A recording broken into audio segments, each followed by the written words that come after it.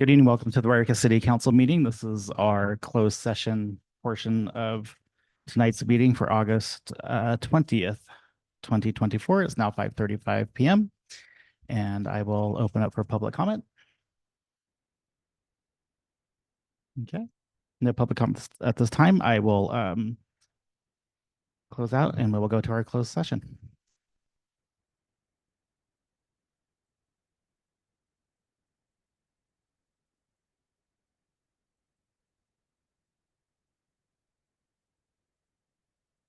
I didn't stop, no. Did you stop? Oh. Here, 40 stop.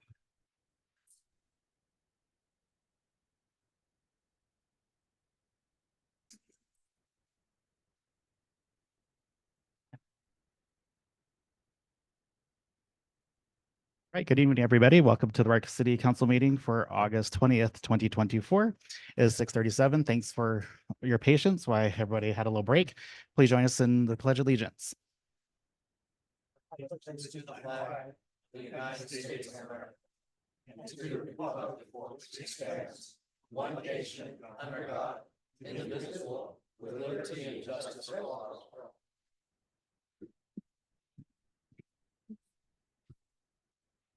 All right. I just want to remind everybody to silence their cell phones at this time.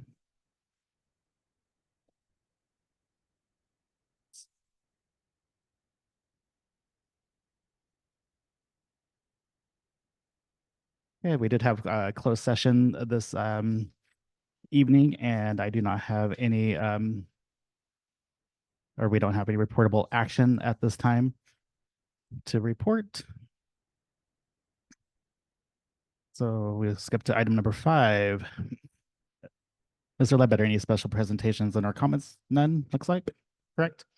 No, yeah, that's right, Mr. Mayor. No special presentations this evening. All right, thank you. Mr. Mayor, Yes. the record should reflect that on closed session item, I believe that was B. Item 3B, Councilmember Kay did not participate in that due to an economic interest with a piece of property nearby. All right. Please note, Ms. Clerk, that as the attorney stated that item 3B, Councilman Kay did recuse himself due to proximity and a financial possible benefit to that item. Thank you. Thank you. All right. So number 6. This is public comment. Public participation is welcomed and invited to all city council meetings. This time is set aside for residents to address the city council on matters listed on the consent agenda, as well as other items not included on the regular agenda. If your comments concern an item noted on the regular agenda, please address the council when that item is open for public comment. The city requests that persons addressing the city council refrain from making personal, slanderous, profane, or disruptive remarks. Council members recognized by the mayor may ask clarifying questions of the presenter, but no action may be taken by the city council during the public comment section of the meeting. Under the Brown Act, the city council is prohibited from discussing or taking action on any item not listed on the posted agenda. This time is set aside for residents to address the city council on matters listed on the consent agenda, as well as other items not included on the agenda. If your comments concern are listed under the public hearing or new business section of the agenda, please address the council when that item is open for public comment. Please speak into the microphone from the podium. The podium electronically adjusts up and down to accommodate the speaker.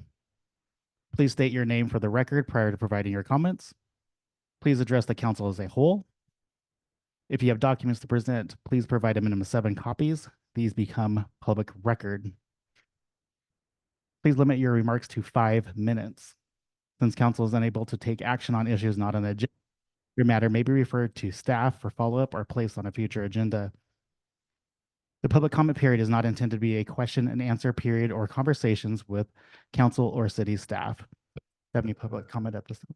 Mr. Mayor, this is the city manager. I just wanted to chime in at this point since the public comment does overlap onto the consent calendar here, the consent agenda, that staff is advocating to pull item 7D, the adoption of solar permitting software in compliance with Senate Bill 379. There's a couple things we want to take a look at on this item and bring back to you at the September meeting. And so if it pleases the council, we're going to pull that item. Okay. So it's been requested that staff and from city manager Jason Ledbetter that item 7D be removed from the consent agenda. Is that okay with the council? Okay, so 7D is removed from the consent agenda. Thank you, Mr. Ledbetter.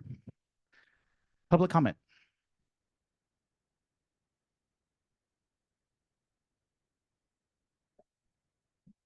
All right, public comment. Just come on down to the podium. I will change this from a question to what you said. My name is Andres Economopoulos, who's a person with disability who's gone through a lot. And I want to let you know that I would like to start working with this town and the mayor and everybody. I have basically been working with people with developmental disabilities like me, even through Far Northern Regional Center in Reading, and been on the board, I don't know how many times. And what I'd like to present to this town as a new type of item that we could talk about, you can tell me where I can get started later, because I know we have a lot to talk about. But folks, I've already starting my business working with people with disabilities to learn how to play piano, because I still hear professionals, not their fault. It's just that they don't know how to teach those with disabilities how to play piano. So I took it to myself for 2 years now through Impact Solutions here to start an experiment with that. And I'm now wanting to start my business. So what I want to talk to you though is not just me starting my business and figuring out how can we afford places to set up our business that can't be set up in an apartment, but other people with disabilities that are living here that I want to, instead of staying on SSI for a long time, it's time for us to learn how to be interested to set up a new kind of business in this town and get help. Thank you. Thank you. Public comment.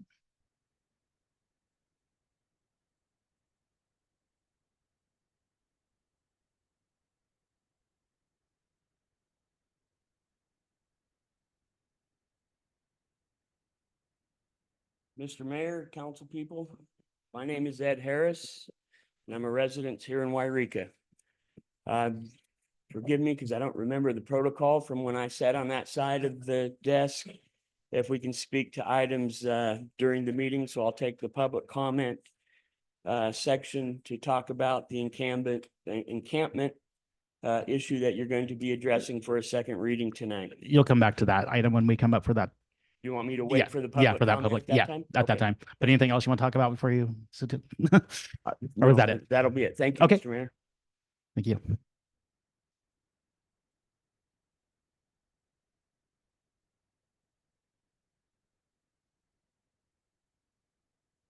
Another public comment? All right. Move on to item number 7, consent agenda.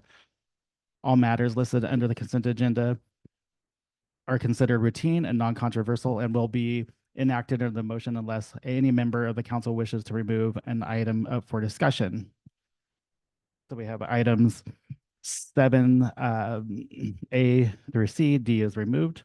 A is approval ratification of payments issued from July 27, 2024 through August 10th, 2024.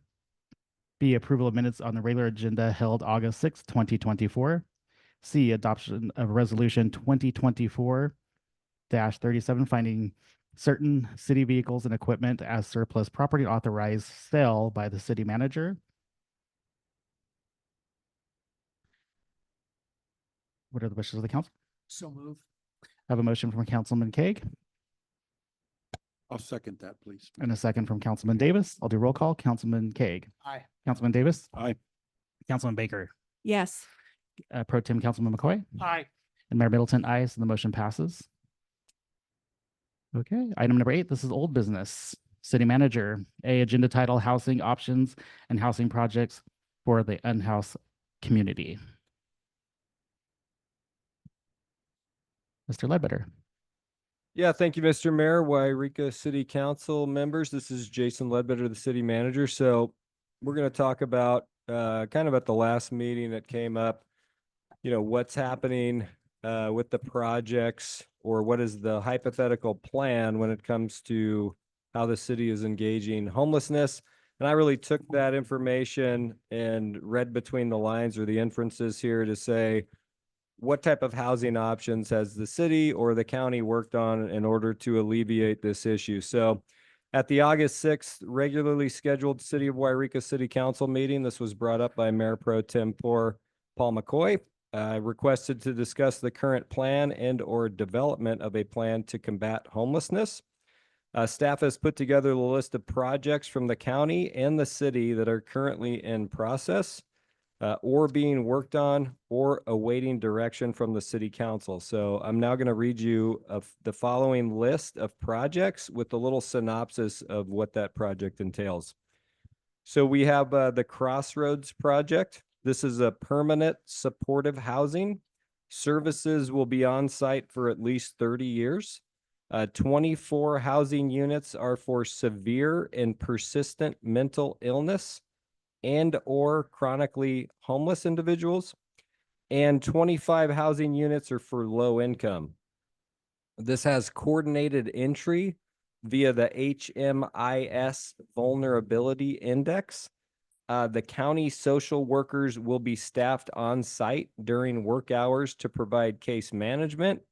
And this project's construction is now complete and the units are being filled. My discussion with Dr. Collard at the county, from her perspective, was that 8 individuals that were technically living on the street in Yreka are actually now housed at this location. So it is being utilized in that fashion. Next, the pallet shelter, which I'm not sure the community is too familiar with. It's been discussed internally here at City Council.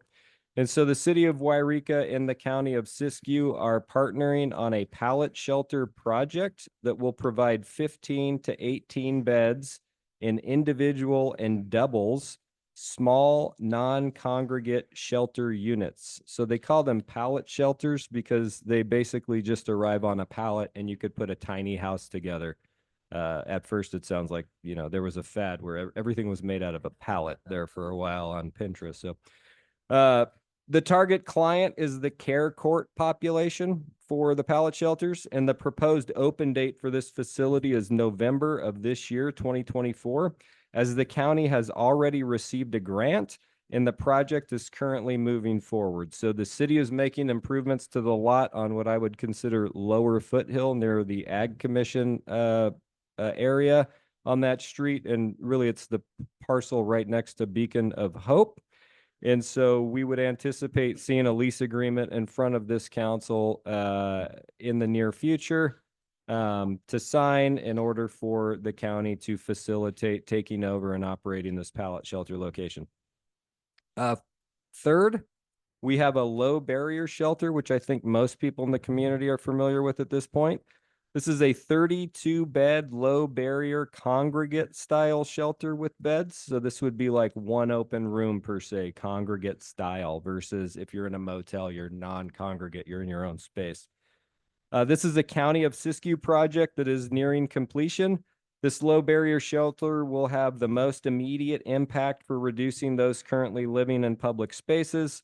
We are told this project is currently about 30 to 60 days from opening. So fourth, we have just really more of an idea at this point. It is called Home Key. This is a conversion of a motel into non-congregate shelter for those experiencing homelessness. If you're like me and you take the back way between Ashland and Medford, when you get coming up on, say, where all the used car sales locations are, you'll notice a number of these. They're called something different in each state, but they're very similar. So you'll see all of these motels that all of a sudden have been completely renovated and are essentially apartment style complexes for non-congregate shelters. So it's a very similar style.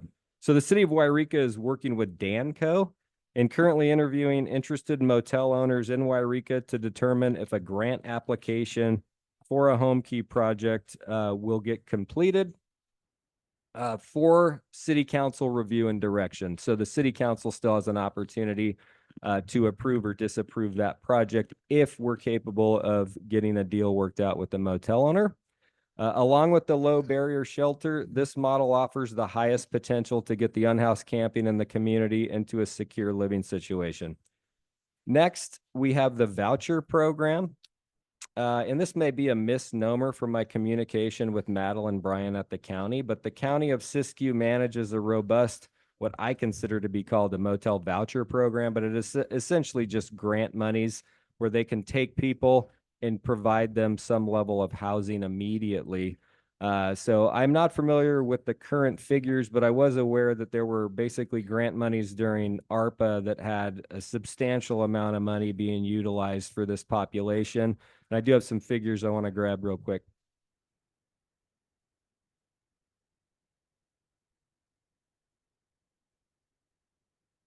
So I've been told by Madeline Bryan that social services is currently providing interim housing in motels for 6 households or 17 individuals. And then they are also providing other housing services such as rental assistance and other like programs for a total of 17 other households or 41 individuals.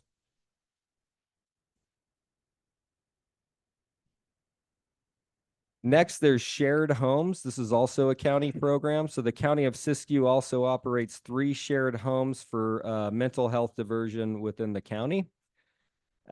We also have low income projects for housing, or what we commonly refer to as workforce housing coming. The city council had approved 2 different grant opportunities for our low income provider partner Danco. The city of Yreka has approved 2 different grant applications in support of Danco developing a phase 1 45-unit low-income property near Deer Creek. And affordable housing options are considered preventative measures to combating homelessness. There is obviously a correlation between the cost of housing and how many people end up on the street. And then what's the data look like? You know, we have the chair of the COC here, Mr. Kaeg. And so my understanding, you know, the Siskiyou County 2024 Affordable Housing Needs Report key findings. This is fascinating information.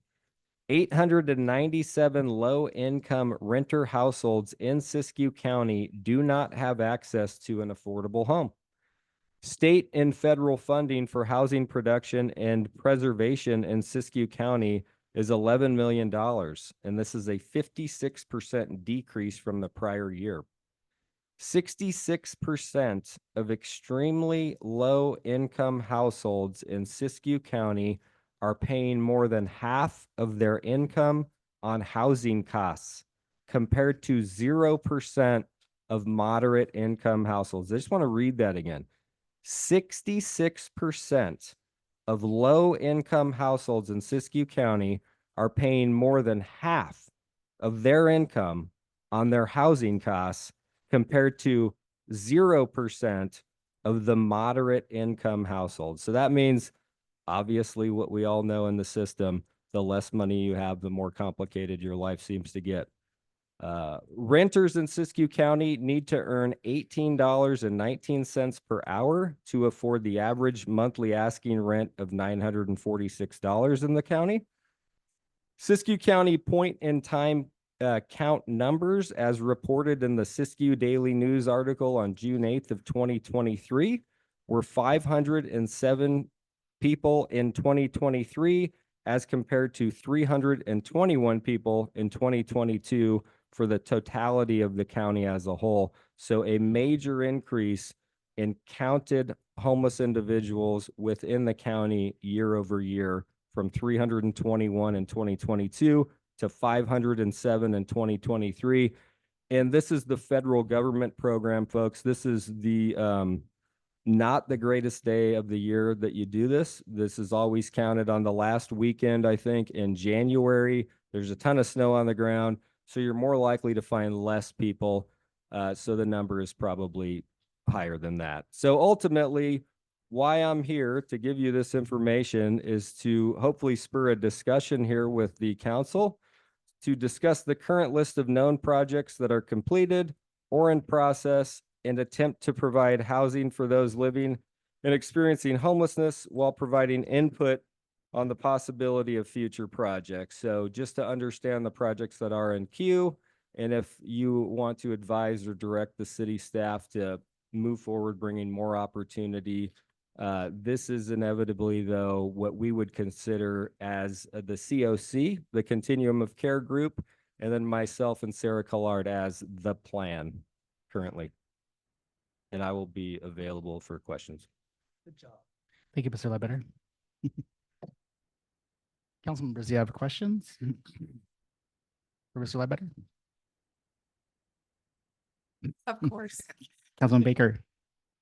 Mr. Ledbetter, thank you for this information. It's invaluable, and I'm a little bit stunned at the figures.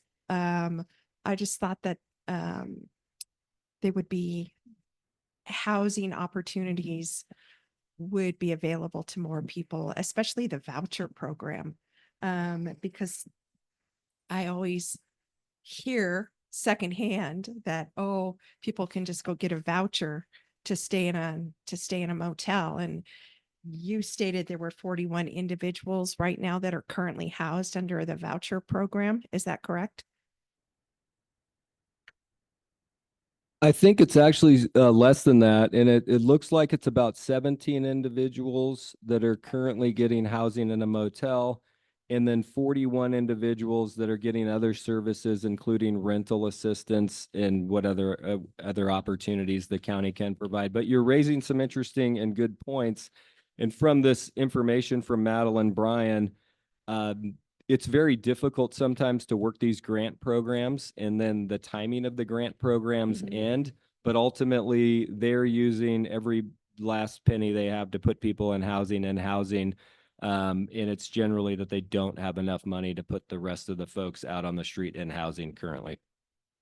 I'm just curious, and you may not have this information, but I'm just curious about the demand for the vouchers. I'm just curious about how many people are actually asking for vouchers versus how many people are actually receiving them. So I actually would like to follow up with the county on that to get an idea of how many people that are experiencing homelessness right now that really would like to be housed through the voucher program. So I appreciate that. I know that I had asked you for this additional information, so I appreciate that. The pallet shelter, in your staff report, you say that the target client for that is the care court population. And again, I don't know if you can answer this question or not, but is care court currently operating in the county, or has that program started? I can't factually answer that question because it seems to be kind of a hearsay tall tale. I know Dwayne and I have talked quite a bit about care court, but I can get an answer to that question or both of these questions and give that information to you via email, and then also provide it at the next city council meeting so it's in the public record. Thank you. And then you also mentioned the Beacon of Hope, and I'm just curious if anybody on the council has the current status of the Beacon of Hope. And I believe that we may have some members in the audience tonight that may want to give some public comment about that. So I really appreciate you putting all this information together for us. And just we'll close with thank you. Thank you, Councilman Baker. Any other council members? I'll just make a comment on some of that. Councilman Cake?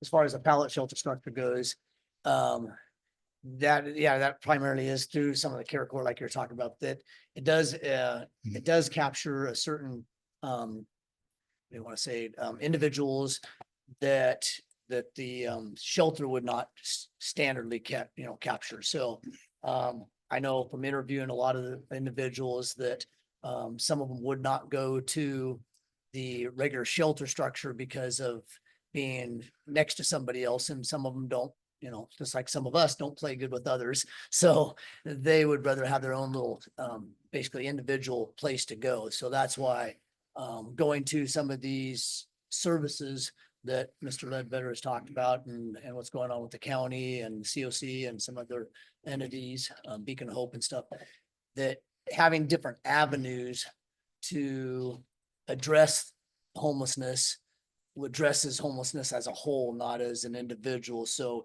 you're able to capture certain individuals that would not go to certain places. So to have different avenues, it's beneficial for the city to have all these different avenues to get them to get individuals off the street and hopefully into some type of program to help them better their lives and be productive citizens or just better themselves, period. Another thing that I think we need to address as a council and look into is what Medford has been doing, and that's the urban campground. And we can address that in different ways. Some places now are starting to address urban campground as like a 24-hour or overnight campground. So that's something for the council to think about too, as possibly doing an urban campground for an overnight stay, to keep individuals off the streets. There's a lot of times we got to understand the individuals are getting released from the jail or something like that and don't have a place to go. So it's another avenue to look at. And so I really encourage, the council to think about that as an urban campground, possibly as an overnight stay campground, maybe.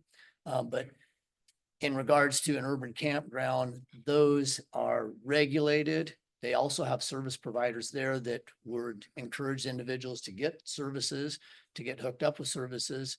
And it's not just a free place to stay, but it's also some type of accountability to where they hopefully can get them hooked up with services and stuff too. That's what they do up in Medford on their urban campground, is they have a person there 24/7 and they're trying to hook them up with services and stuff too. So I just wanted to discuss that tonight with the council as a possibility to think about as an urban campsite, but with the restrictions of, overnight stay type thing. So hopefully get them into another place, maybe a shelter, into the pallet shelter, into some type of rehab program or whatnot. So that was there. I don't know if there's anything else, that you'd like me to address too, that on some of your discussion topics, but there's a number of different things. Number wise, he's, right, 507, 321 previously. We can go on and on and on. Numbers fluctuate. So some of the voucher system that Mr. Ledbetter is discussing, they vary each month. There's quite a bit of variations on some of those on those vouchers, depending on how the grant's structured, depending on who has those vouchers. There's different entities around town that has it. It's not just a county.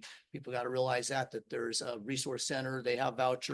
There's other places that actually hold vouchers too. So it's not just the county. So those vouchers vary. So those numbers weren't reflected in that either, as far as that voucher system, because like I said, the resource center does it. The Siskiyou Domestic Violence has some of those, has a voucher system. We actually, the PD actually can hand out voucher systems too. So there's actually some other numbers in that weren't reflective in that too, but his numbers are very accurate on on everything. I appreciate him bringing those numbers and bringing that. That was a lot of research that Mr. Ledbetter did, and I appreciate that. So may I ask you a question, Councilmember Cake? yes. So in this report, it refers to the point in time count of 507 Correct. people who are homeless. But I'm understanding that there are people who are camping, but we also have what has been what I've heard referred to as the invisible homeless, that are like couch surfing, Correct. staying with friends here and there.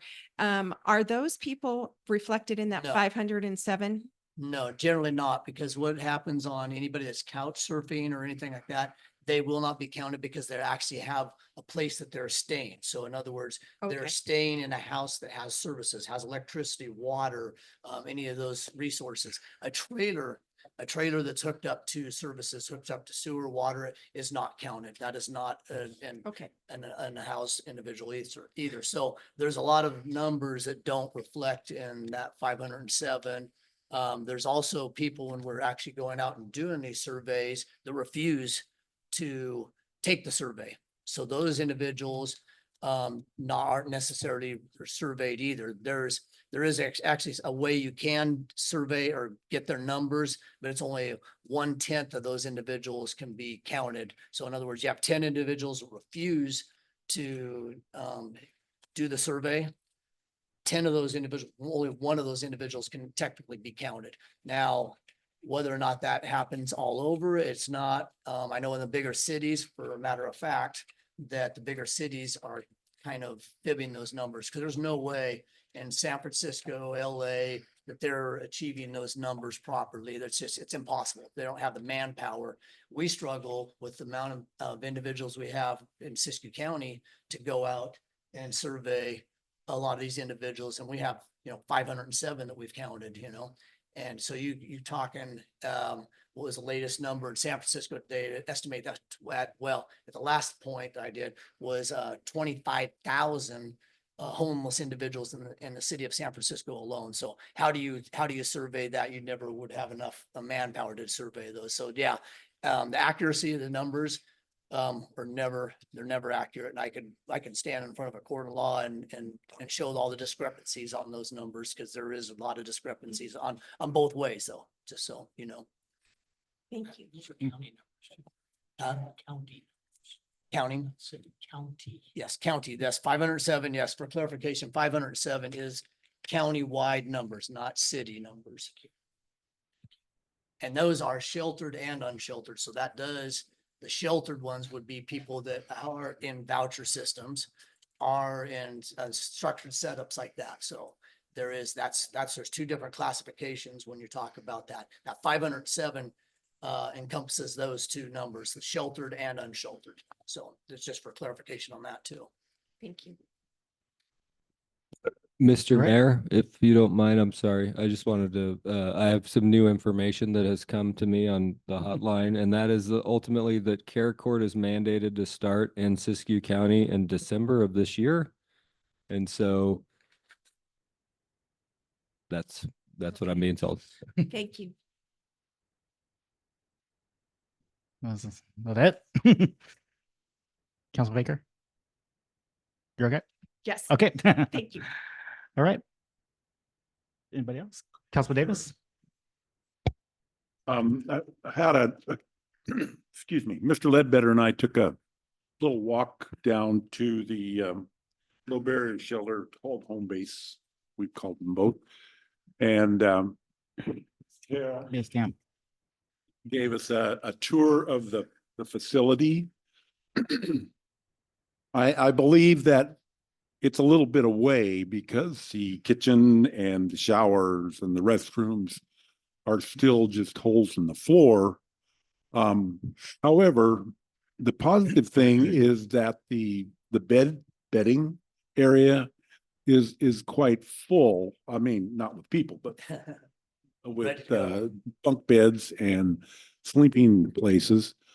Probably if she was allowed, she could probably house some folks down there in the sleeping part. And as the construction progresses, that would be on a positive note there. But she could shut that part off, and the contractor could proceed forward. But it should have to want to do that, because it would put in a lot of people probably in the way, but maybe not. But it was very, very excellent tour, very informative. I even got a little point on how to build a chicken coop, and so it was all good. It was all good. It's really working hard to make a positive experience from the low base shelter, and I'm really impressed with her work. And if any way that we can help her, that was my first question: is how can we help you? And I was thinking with money, and no, it's not really that. She's got plenty of that. It's to get some of the roadblocks out of the way, maybe the permit to operate a sleeping place or something like that. This was just some thoughts that ran across my mind. Thank you, Mr. Mayor. Thank you, Councilman Davis. Councilman McCoy? Can I ask a question of Councilman Davis? Davis, I like the way you're thinking, when you're looking at, when you're talking about the permits, are you talking about temporary use permits or things like that? Yeah. Yes, okay, okay. I think that's forward thinking. Mhm. I appreciate, Mr. Ledbetter putting this on the agenda and talking about it. I appreciate, it's nice to see Dawn here, Langford, because I've worked with Dawn for several years on Beacon of Hope, and I look forward to them, hopefully maybe the next couple of years opening, and that gives us maybe 13 more beds. I know that he's got a real heart for unhoused or unsheltered or homeless, whatever we want to call them. The reason I asked for this to be put on came out of my concern at the last meeting when we decided as a council that we were going to pass a resolution on camping that would then excommunicate the people off of the hill and off of Deer Creek and out of the Greenway and other areas to be moved, to be cited and moved off of those areas. And my only concern with that is not doing it. It's not having a place for our homeless to go. And I think that we will help. I think that I know we help a lot. I've had two people I think I've taken to the bus station with the cooperation of YPD. I know one of our local citizens, Steve Radford, worked with one, helped him to get to a bus station. That's not the answer. The answer isn't going around and, saying, we're going to put you on a bus and you're going to go home. But we have had YPD work with us on that. We've also had the veterans work with us on getting simple things like DD 214s for veterans that needed them for services. Everybody has a slightly different story. But I think that going ahead with passing a resolution that's going to be punitive at this point, when we have nowhere for them to go, they're going to be up in my neighborhood, your neighborhood. Well, they're in your neighborhood right now. Sorry. Yeah, I'm sorry about that. They're going to be in yours, Corey's, and everybody out here. And the thing is, they're like, our city attorney, I think, has talked about them like Jello. When you squeeze Jello in your fingers, where does it go? It shoots out. That's what we're going to do. We're going to squeeze them. So I think it's imperative that we put together a plan.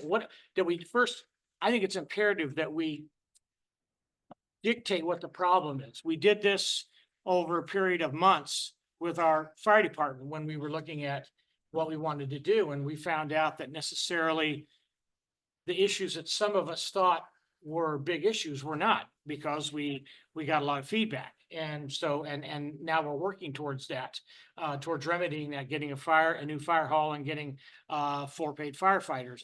I think we need to do the same thing with this. I think one of our people in the audience 2 weeks ago said we need to define the issue, the problem, and then we need to work backwards from there. And what we've done is we've defined the symptom, and now we're working forward from there. Well, we're treating the symptom is never going to solve the problem. And so that's why I thank you for bringing in the numbers. I look at it right now, and I'm looking at, once everything except, not home key, once everything but home key's done, we'll have somewhere around 77, 80 beds without any vouchers or anything like that. After that, we could have as many as 40 or 42 more beds. My concern again is, where do we put the people? Some are going to get off homelessness. Some are going to want to get off homelessness. Some will move when push comes to shove. We know that too. But what do we do with the ones that are staying? Have them sleeping on Main Street? Have them sleeping on Minor in front of the businesses? Have them sleeping down maybe in Walmart parking lot? We got to have a place for them to go. So it's not that I'm not saying we don't need to pass an ordinance. Passing an ordinance at this point does nothing but treat a symptom. And we have a problem that we're not addressing as a council and as a city. So I want to thank you again. I would like to see more thought on this. I would also like to see the ordinance tabled until we can figure out, you know, where we're going. And I do agree with Councilman Keg that a campground, yeah, managed, but we have to look at other places like we've looked at Rogue Retreat and some of those places up in Medford, and it needs to be managed at that level. So again, I want to thank you all for your input before I turn it over to Corey, and thank you again. Jake. Mr. Mayor, Thank you. when you get to your statement, I'd like to actually have one more. I'll let comment, I'll if let you don't go mind. really fast ahead. before I go. Good. Councilman Keg. Okay, so in addressing what Mr. McCoy stated on treating the symptom, absolutely. As far as the state and federal government goes, that's how they've been addressing the problem from day one. It's addressing the symptom and not addressing the core of the problem. When we do these point in time surveys, there's a lot of questions that are real personal questions on here. Some of the questions are you going through some type of mental illness or some type of disability of that sort? Almost over 50%, close to 60%, admittedly having some mental disorder or going through a mental illness crisis. Same amount of people, about around 50 to 60% of individuals also admit, not the same, those individuals, but the same percentage, I should say, admit to having some type of disorder of substance disorder or alcohol abuse disorder of some sort too. So if you want to treat the true symptoms stop treating the symptoms and treating the core of the problem, you need to address those problems. Back in the 1980s, the Reagan administration shut down all of the mental facilities, and we seen a huge spike in homelessness at that point in time. And a lot of people out there are nodding their heads because they lived that. And yes, we did live that. And it's a true fact. I actually had a client that came in and stated that she was a social worker down in the Bay Area when that took place, and she watched thousands of individuals get displaced with no game plan whatsoever, none. And so, if we want to treat the core of the problem, we need to treat those things. Quit treating the symptoms and start treating the core of the problem. But if you really want to fix the problem, you fix the youth. That's where you fix the problem. Plain and simple. Programs like Yes, some of these other programs that actually help the youth get them off the streets and treat the core of the problem. That is the true core of the problem is fixing the youth before they become homeless. The individual they have numbers that show, I can't remember what the exact numbers are, but if the kids are going through homelessness at a young age, it's a lifetime problem that they will be going through homelessness, drug addiction, or some other problems of that sort. So you want to fix the problem, there's where you fix the problem. You treat the youth, you fix it that way. So we can go into a lifetime of debates on how to address this problem. But the fact is, how do we fix it as a city? And our hands are tied only to a certain extent. What this court case with Grants Pass, Johnson versus Grants Pass, and Martin versus Boise, but Johnson versus Grants Pass, the verdict on that changed the way, a lot of cities are doing things. But it's still not fixing the problem. So we need to figure out what that means as a nation, not just as a city. Our hands are still tied. There's going to be other court cases guaranteed. I've already read on some other ones that are coming through the pipeline right now, lawsuits which we knew were going to happen in regards to this. So we need to figure out what that means. And Mr. McCoy is right on that aspect that we need to address the core of the problem. Absolutely. And so I think that's as a city, we need to figure out a game plan. We do have some stuff in front of us tonight that we need to figure out first. But we do need to figure out a game plan on how we keep addressing the situation on the long-term effect of how we address that. We got individuals right now on the streets that people know who they are. There have been lifelong citizens here. You feel sorry for them. And I'll say first name only. Everybody knows Tyler. Tyler, it's a sad thing. His grandparents, grandfather was a prominent figure in this town, in this county, and he's on the streets. He's wandering around the streets. So how do we fix individuals like that? If those people like that, if we can't fix them, he will die on the streets, guaranteed. He will die on the streets. And so we need to figure out how to address those in a proper way. But also look at how we keep our citizens safe, protect our citizens, and keep everybody to where they can enjoy the parks, enjoy everything we have to offer in this city. And we have to look at the picture as a whole. So it's a big project. And if we can figure that one out, we'll answer the $1 million question, because I'll tell you what, no other city has been able to solve that problem. So thank you, Mr. Mayor. Sorry for going on longer than you wanted me to. That wasn't real quick, but I'm going to forgive you. All right. I don't have much to say from last meeting. Is just that, I think I got called out as being soft, but I just want to, and that's what it is, so be it. But I want to remind everybody that the group of people, the in-house we're talking about, are human beings. And so we got to remember that I'm sure, they're not living their best lives. I'm sure that's going to be all they know. But also there's, as I stated, one size doesn't fit all, because we have drug use, we have mental illness up there, we have several different issues we're dealing with. So as several council members have stated, we have to address issues of bringing back mental health facilities, treatment, whatever it might be. But I hear the citizens. I know they're getting tired of the crime, tired of looking at the mess. And I live in the town as well, so I see it every day. So I don't need to be asked if I've driven by the hill. I drive by it every day. I know where it's at. I look at it and I deal with it as well. So I'm frustrated as well. But as they said, we need to deal with the core issue. And I just want to remind people about what we put into place as an ordinance. It's everything as an ordinance is enforceable by law, whatever we have in our books. It's just more rules and more enforcement. Do we have, enough to enforce? And that's what we have to plan. We can't just react of the governor coming out or the Supreme Court. We have to be very cautious of how we proceed as a city and what that looks like. Just not jump to, oh, let's get this done really fast because they said we can do it.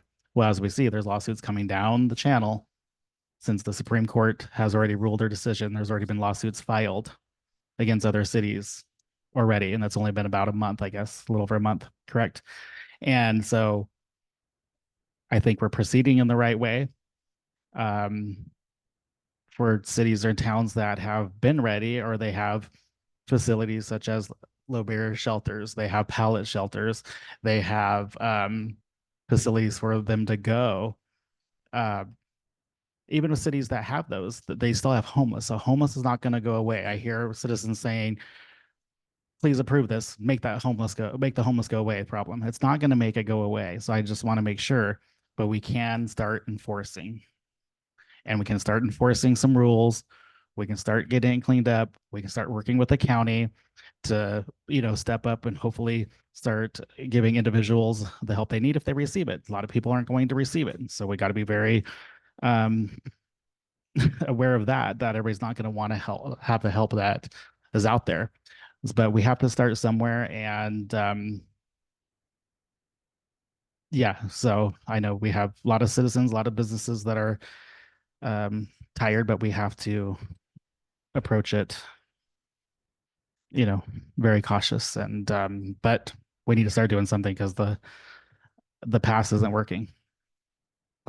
Anyways, that's all I will say. And so I'm gonna go to public comment. Yes, we're gonna be here forever. I'll go to public comment. So I know somebody wanted Mr. Mayor. Oh, yep. Actually, Mr. Jared has a comment that I okay. think is very wise. Oh, yeah.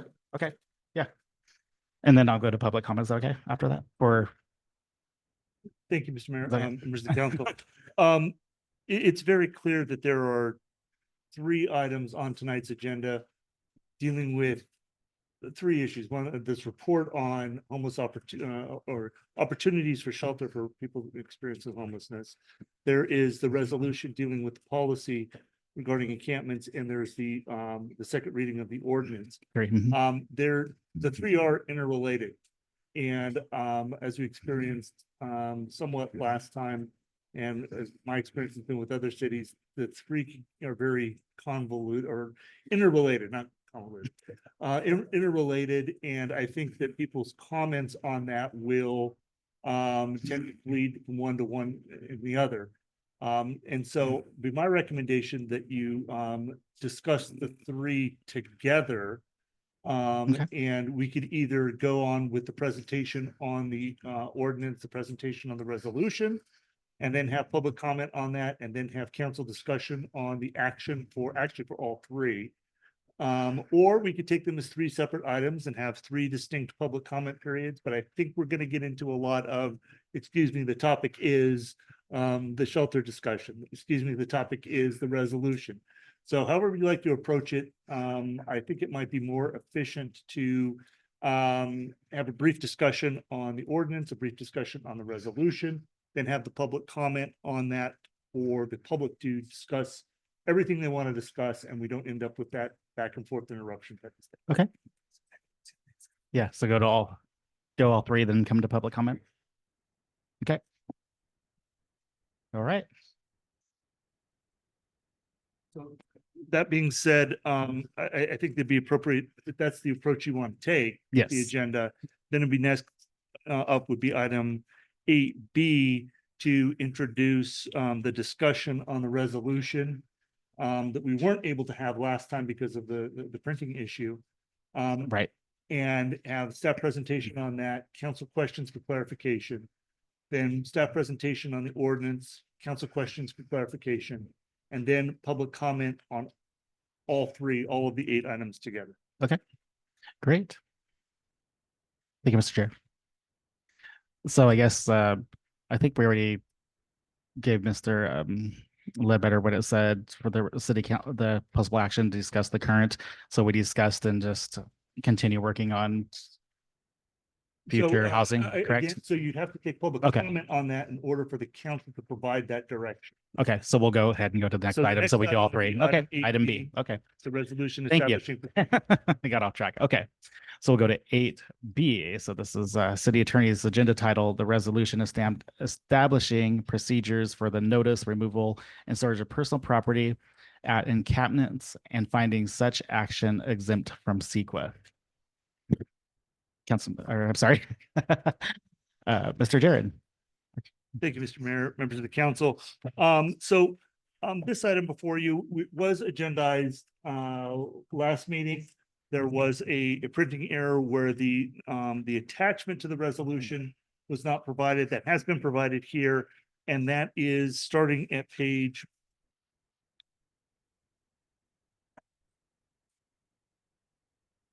67, 66.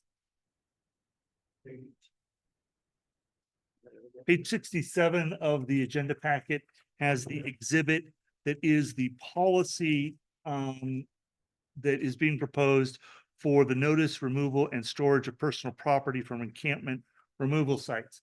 This item comes before you because of the comment essentially made by Governor Newsom that cities should adopt a policy similar to what Governor Newsom adopted for all state agencies.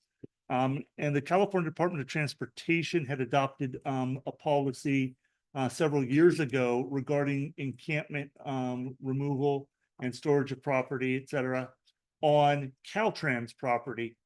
And what Governor Newsom did is took that Caltrans policy and applied it statewide to state lands for agencies that were under his control. He then encouraged cities and counties and other local agencies to do the same. And so that's what's before you is to consider that. You're not required to. However, it's very highly recommended to have some policies in writing that you would abide by, or your staff would abide by, when doing any type of encampment cleanup. And it covers basically two components. One, the actual um, encampment clearing, and two, the storage of property. It sets standards for both of those two. And with the encampment clearing, there's effectively two types of encampment clearing. There's one that has to happen because of some sort of exigent circumstance, a fire danger, the Caltrans policy mentions people camping directly next to a building that might fall down or some hazard like that. Camping in a hazardous situation, like in the median of a highway or on a median of a street, something of that nature. So those situations where little or no notice would be recommended. There are other situations where more advanced notice, and that's your typical encampment situation. So I can see situations where if it's an extreme fire danger, giving people no notice and explaining that this needs to happen immediately, and causing the encampment to be addressed that way. Places where there's less of an exigent circumstance, then giving notice would be required. There is, and so the staff report speaks for itself. The resolution, starting on page 66, that is just a vehicle to have you act on. The real meat of this is Exhibit A to that resolution, and that's the policy. And that's the policy that staff would be looking at, and you would be setting these rules for staff to abide by. So this is your opportunity to directly tell staff how they need to do things. There are, since writing this and taking this effectively from the Caltrans approach, tweaking it a little bit to the city's situation, there are 3 recommendations that I have to further amend this. And that is on page 68, the priority 2 level notice to vacate. The policy has been published says that at least 48 hours before beginning encampment removal, that a notice be posted. I would actually recommend that you increase that to 72 hours notice. That's my recommendation to you based on some case law that's out there of what is reasonable. It's been my experience that that's what most other cities are doing. But again, the 48 hours is apparently what the state is going to go with. There is a case that is looked at called Levan at a city of LA that looks for a longer period of time, 72 hours. So my recommendation would be to increase that as it's published from 48 hours to 72 hours. My second recommendation is on page 69 of the staff report or of the agenda packet, removal operations. So once property has been taken and stored, that property needs to be stored for a period of time. Here, again, the state of California is saying 60 days is reasonable. And I've discussed that in the staff report. And for certain types of property, in the staff report, I made an argument of why that would be appropriate. However, for other types of property that may be at issue, staff would have to be storing it for 90 days based on state law. And additionally, staff would have to store other types of property in its inventory for 120 days based on one of your city codes that says that lost property would need to be stored for 120 days. So my recommendation to you is to discuss this and make a decision as to the extension of that. What's posted here is 60 days. My recommendation is that you put that at least for 90 days and consider going to 120 days. So there's uniformity for staff to not be confused as to which property is. And then we have an argument with a member of the public as to, well, that was really lost property, should have been kept longer. versus abandoned property kept shorter. So there's a way to solve that, prevent that type of argument that might happen in the future and just call it all to direct staff to keep that property for 120 days, keep it all uniform.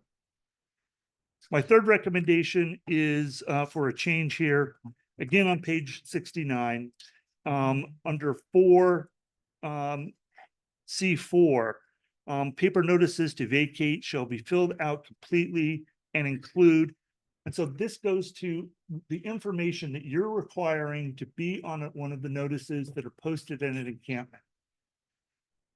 The policy is presented requires there be 6 things on that notice.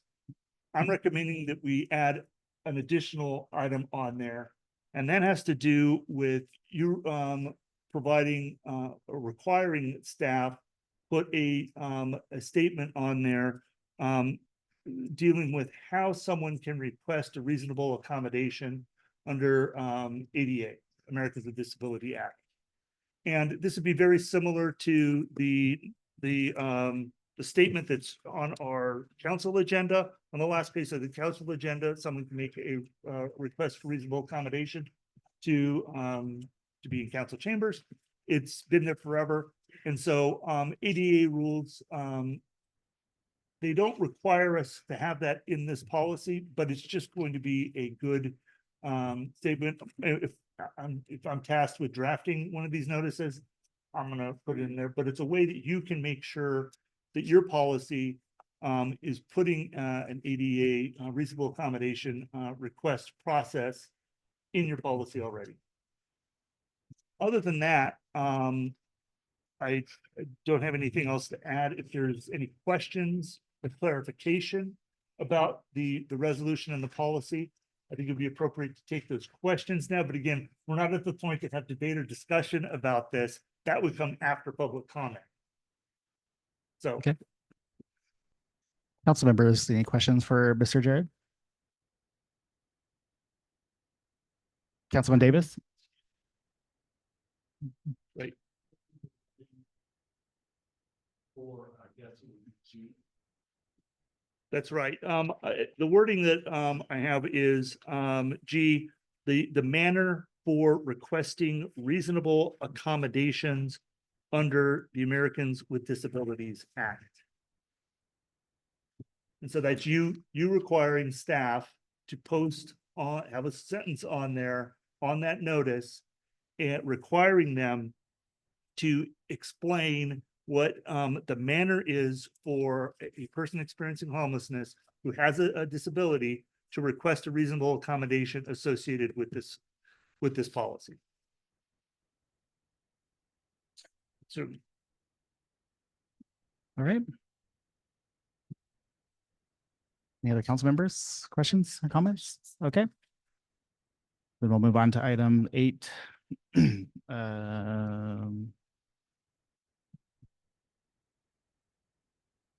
C.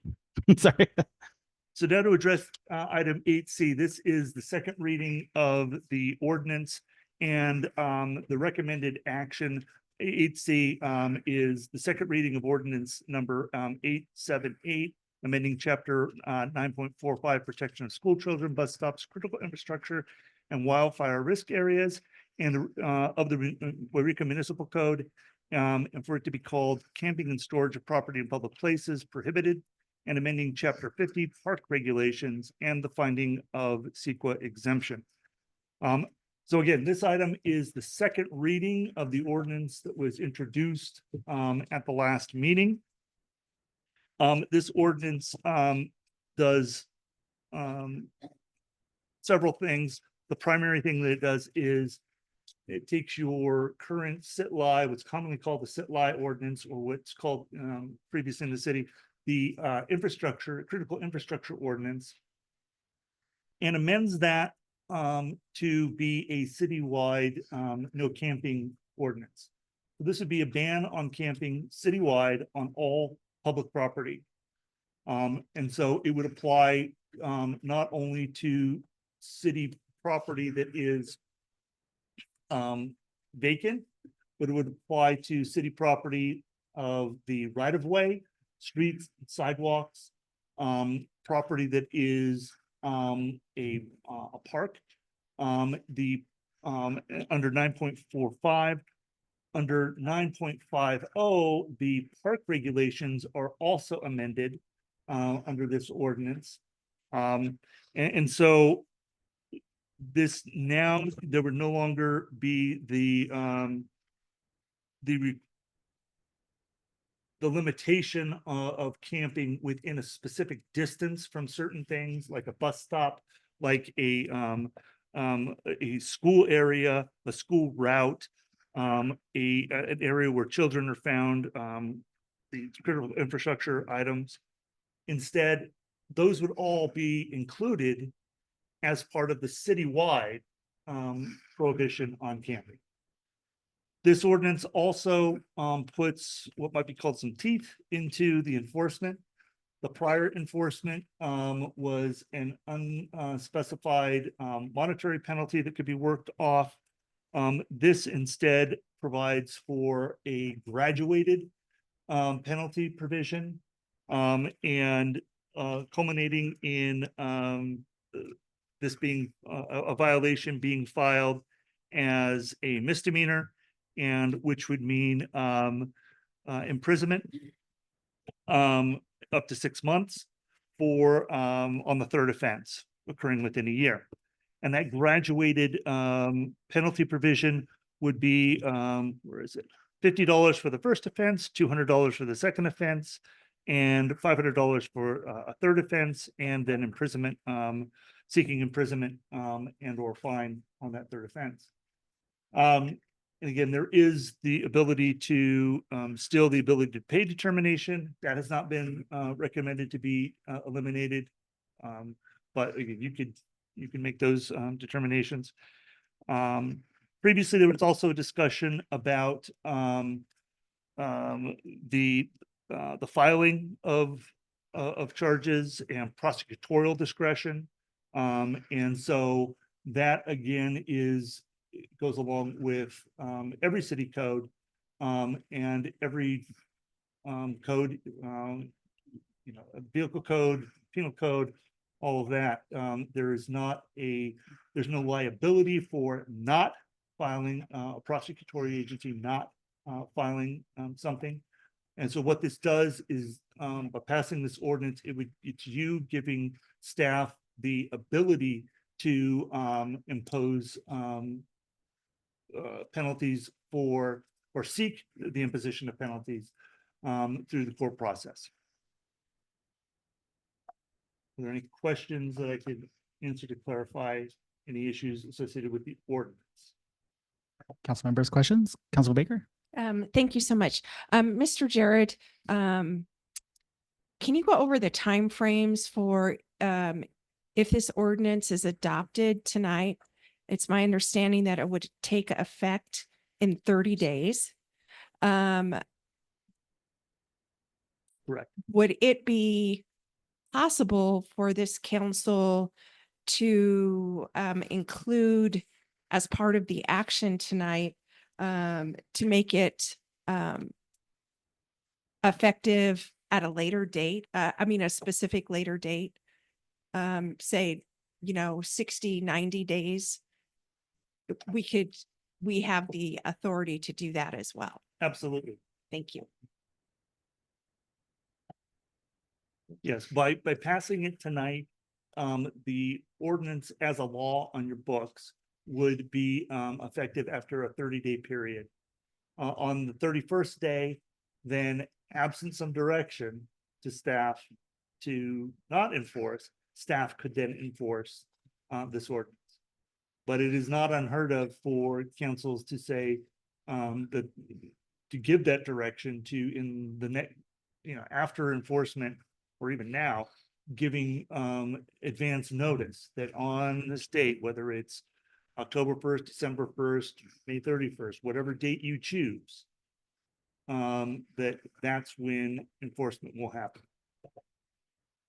Thank you.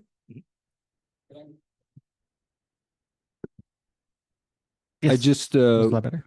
Mr. Mayor and Council Member Baker, this is the city manager, Jason Ledbetter. On that note, I think that if that is the case, it's really important that all 5 of you understand that that has to happen in this space during a public meeting and not as a individual phone call to me on when to enforce. So I just want to make sure everybody is aware of that. Thank you. Thank you, Mr. Ledbetter. Councilman Cake? I just wanted some clarification on the, I think it was, Ms. Baker actually brought up last time on the fines and penalties, that that sort of thing can be implemented in different ways. If the individual does go to court, then they could be asked or forced to go to some type of programs or whatnot also, correct? That's right. And I mean, the way this reads, the penalty provision is that a fine of $50 shall be, it's a maximum penalty.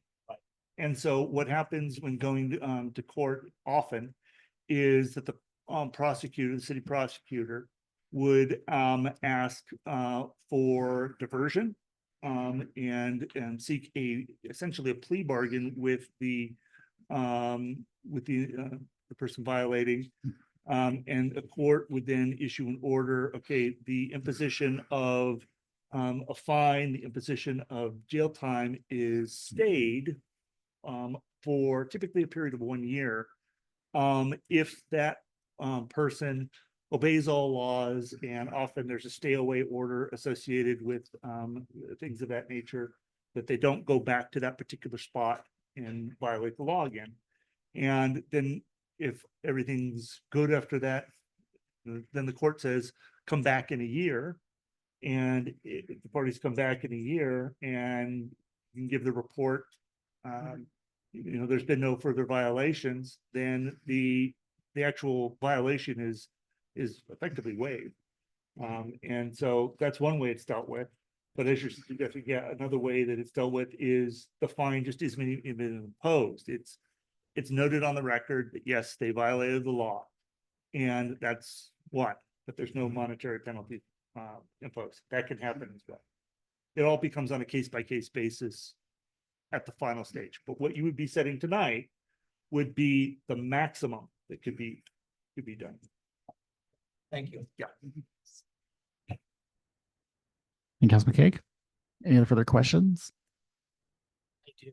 Councilman? As far as McQuaid? cost goes, Mr. Jared, let's say that, let's just look at one case that we take to a misdemeanor, and then there's a need to appear. We have to have you come up from Pasadena and litigate this. What's our cost based on letters that you will have written and you making the trip up here? What's it gonna cost the city per case at the very least? I can give an estimate. I mean, if the estimate is, travel on its own, hearing on its own, probably $2,000 to $3,000. If it's worked in with another case, if it's worked in with other appearances, of course, that's much less. Let's assume it's just it's an appearance here. I'm assuming somebody has to have written some letters to this person. There has to be some correspondence, and I'm going to assume that we don't have anybody in our office that can send that. I may be wrong. You correct me if I'm wrong. And so you're saying about $2,000 to $3,000 if you have to fly up and just appear in court to litigate what little bit needs to be litigated. Yeah, I'd say that. Okay, thank you, sir. All right. So if there's no further questions from council at this time, and I'll open up to public comment for all 3 items that we've been discussing. This is A, B, and C for public comment.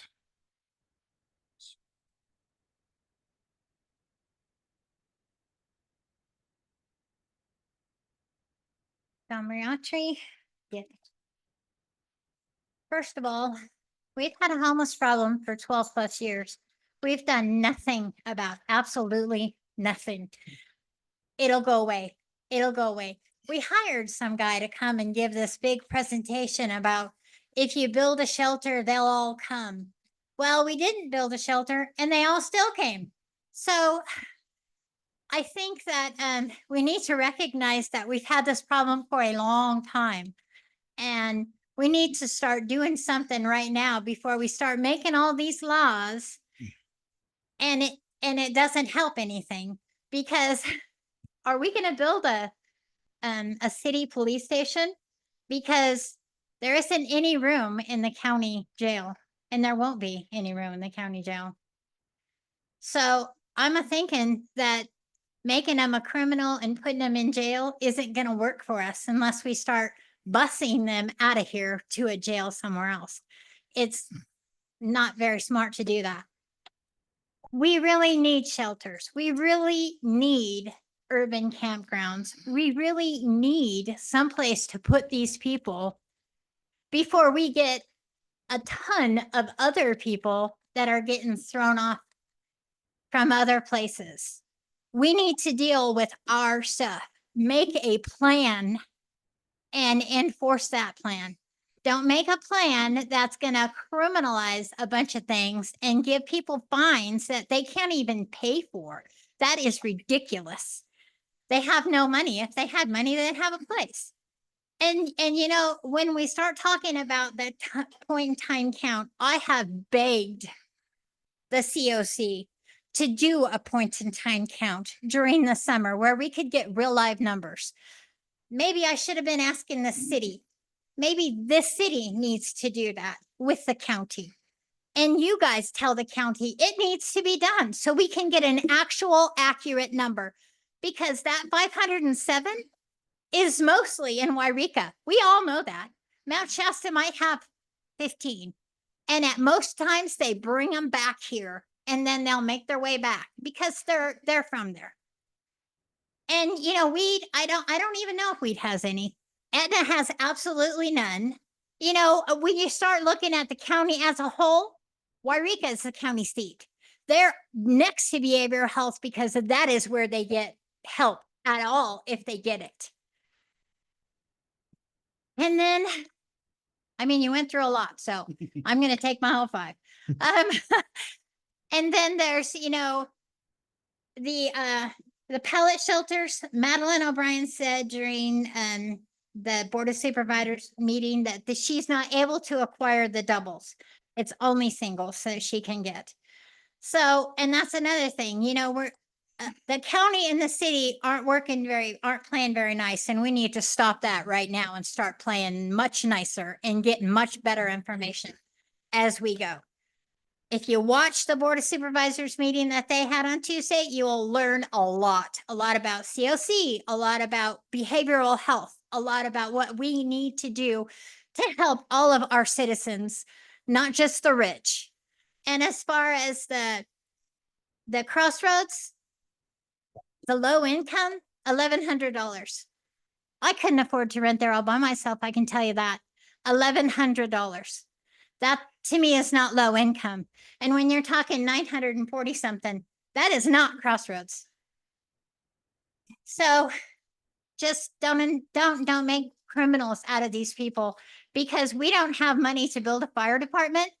How are we going to have money to build a police station? I mean, a jail, a city jail.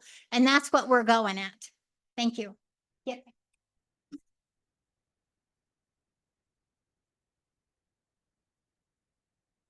Lorenzo Love. The stated purpose of this ordinance is, quote, to encourage persons experiencing homelessness and others camping in public places to seek opportunities for assistance, unquote. Except there is no assistance, no place for them to go. This is due to the long-standing problem with the Yreka City Council. No planning for the future.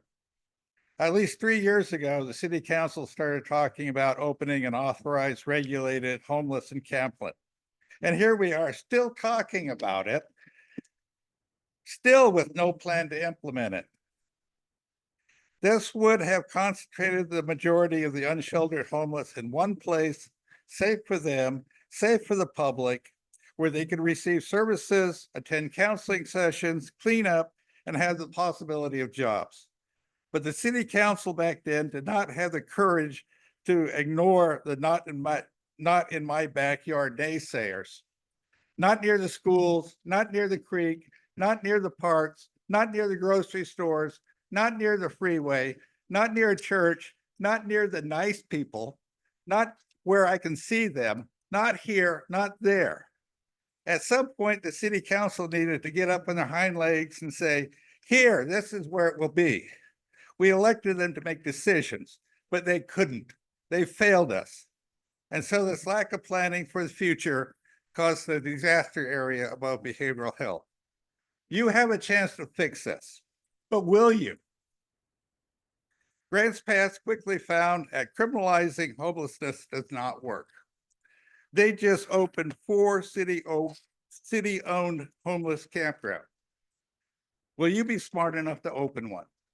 Or will you bankrupt the city by making criminals out of people for just existing?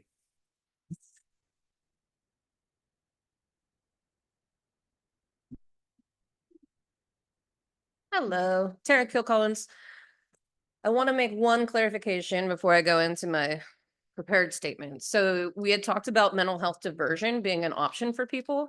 I actually set up the mental health diversion program for behavioral health, and I want to give a very good clarification here. So Penal Code 1001.36 permanently burned into my brain. In Siskiyou County, they only use that for felonies. So their charge has to be escalated to a felony before they can actually get in mental health diversion and get into diversion housing. So if it's a misdemeanor, what I've seen happen time and time again is that they just rack up misdemeanors and misdemeanors. I'm working with somebody right now, I think, who has 28. That we go to court and we try to support, and it's all issues of her homelessness and her addiction. And it's frustrating to see, and we cannot get diversion for her. We get told that, that's up to the district attorney. They just do it by, person by person cases. If they don't like that person, if they have too many charges, they will not divert them. That doesn't happen. So that was my clarification. Now for my statement. So the 3 magical words that I think that you guys are all looking for and wanting to find what has caused all of this, it's called a root cause analysis. So if we took the time and we did a root cause analysis, worked with different organizations, even through the COC, I think we have plenty of people in there that can do it. We could find what our community really needs to be fixed and not go making policies about things that, like we've said time and time again, that are addressing the symptoms, but let's actually look at the root cause. So another 5 things I want for you guys tonight is please do not be in a rush to pass this policy. As many of us know, slow is smooth and smooth is fast. If you guys try to rush this, you're going to end up spending a lot more time in litigation and other issues of trying to correct the policy down the road. Just slow down. It's okay to do that. So any of you can declare a shelter emergency. And if any of you declare a shelter emergency, it doesn't mean that we're going to get a ton of state money or anything. But what it is going to do is that it's going to relax some of the requirements that Base Camp and Beacon of Hope are being hit with. I know that the village is not going to be hit with as many because it's the city and the county doing the whole implementation, and you guys can just, jump through your own hoops and not be stuck up like we are. You're also permitted to request that the language in the policy, you're permitted to request that the language in the policy not enforce the camping ban if no shelter beds are available or during inclement weather. So if we're having a bad storm, we don't enforce the ban because we know people need survival, or people need, losing my words tonight. People need shelter to survive, right? You have to have that. Otherwise you're going to die. And you can also include the language that enforcement is not required if an encampment is clean and safe. So we do have many encampments in town that are clean, that are safe. People are trying to make sure that they have a safe area to be in. And I'd like to see that included in there. So you are the ones who get to tell the attorney how the city wants to proceed, not the other way around. And I hope that you guys can take that to heart, and please do not approve the second reading of the ordinance tonight. It's just not ready yet. Thank you.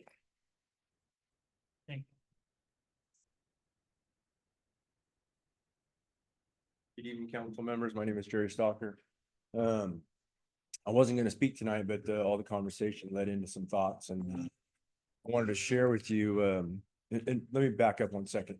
I don't remember anybody saying that homelessness is a crime, or anybody is going to convict people of homelessness being a crime. I may be incorrect in that, but not this past weekend, but the weekend before, somebody broke into our business, and I guess they didn't steal $950 worth of stuff, so it wasn't that big of a deal. I had talked about that, the previous meeting before that weekend, that breaking up the home encampment or the encampment up on the hill without having a plan is going to be a mistake. I don't understand, and maybe it doesn't matter if I understand or not. This would be my encouragement would be, I think it should be very simple to put in an urban campground. In 1987, I was on a fire camp down Scott River, up on the edge of the Marble Mountains, out in the middle of nowhere. Within 3 days, they had a kitchen, camping area, dining area, showers, bathrooms, and everything that they needed to fulfill their needs at a campsite and provide everything that was needed for firefighters and those supporting them. So I think if you were able to identify a piece of property, get together with your fire chief, your police chief, and your EMS, and talk about all the things that would interfere with them being able to provide the same services to that location as anywhere else in Siskiyou County. I honestly think that this could be done within 2 months, 3 months tops. I know you have regulations that you might have to get approved and government processes that get involved, but it's a no-brainer to me. This guy right here can get anything done. I've seen him do it. Literally, how hard could it be to put in a campground? I know it's difficult. There's no underground, there's no infrastructure.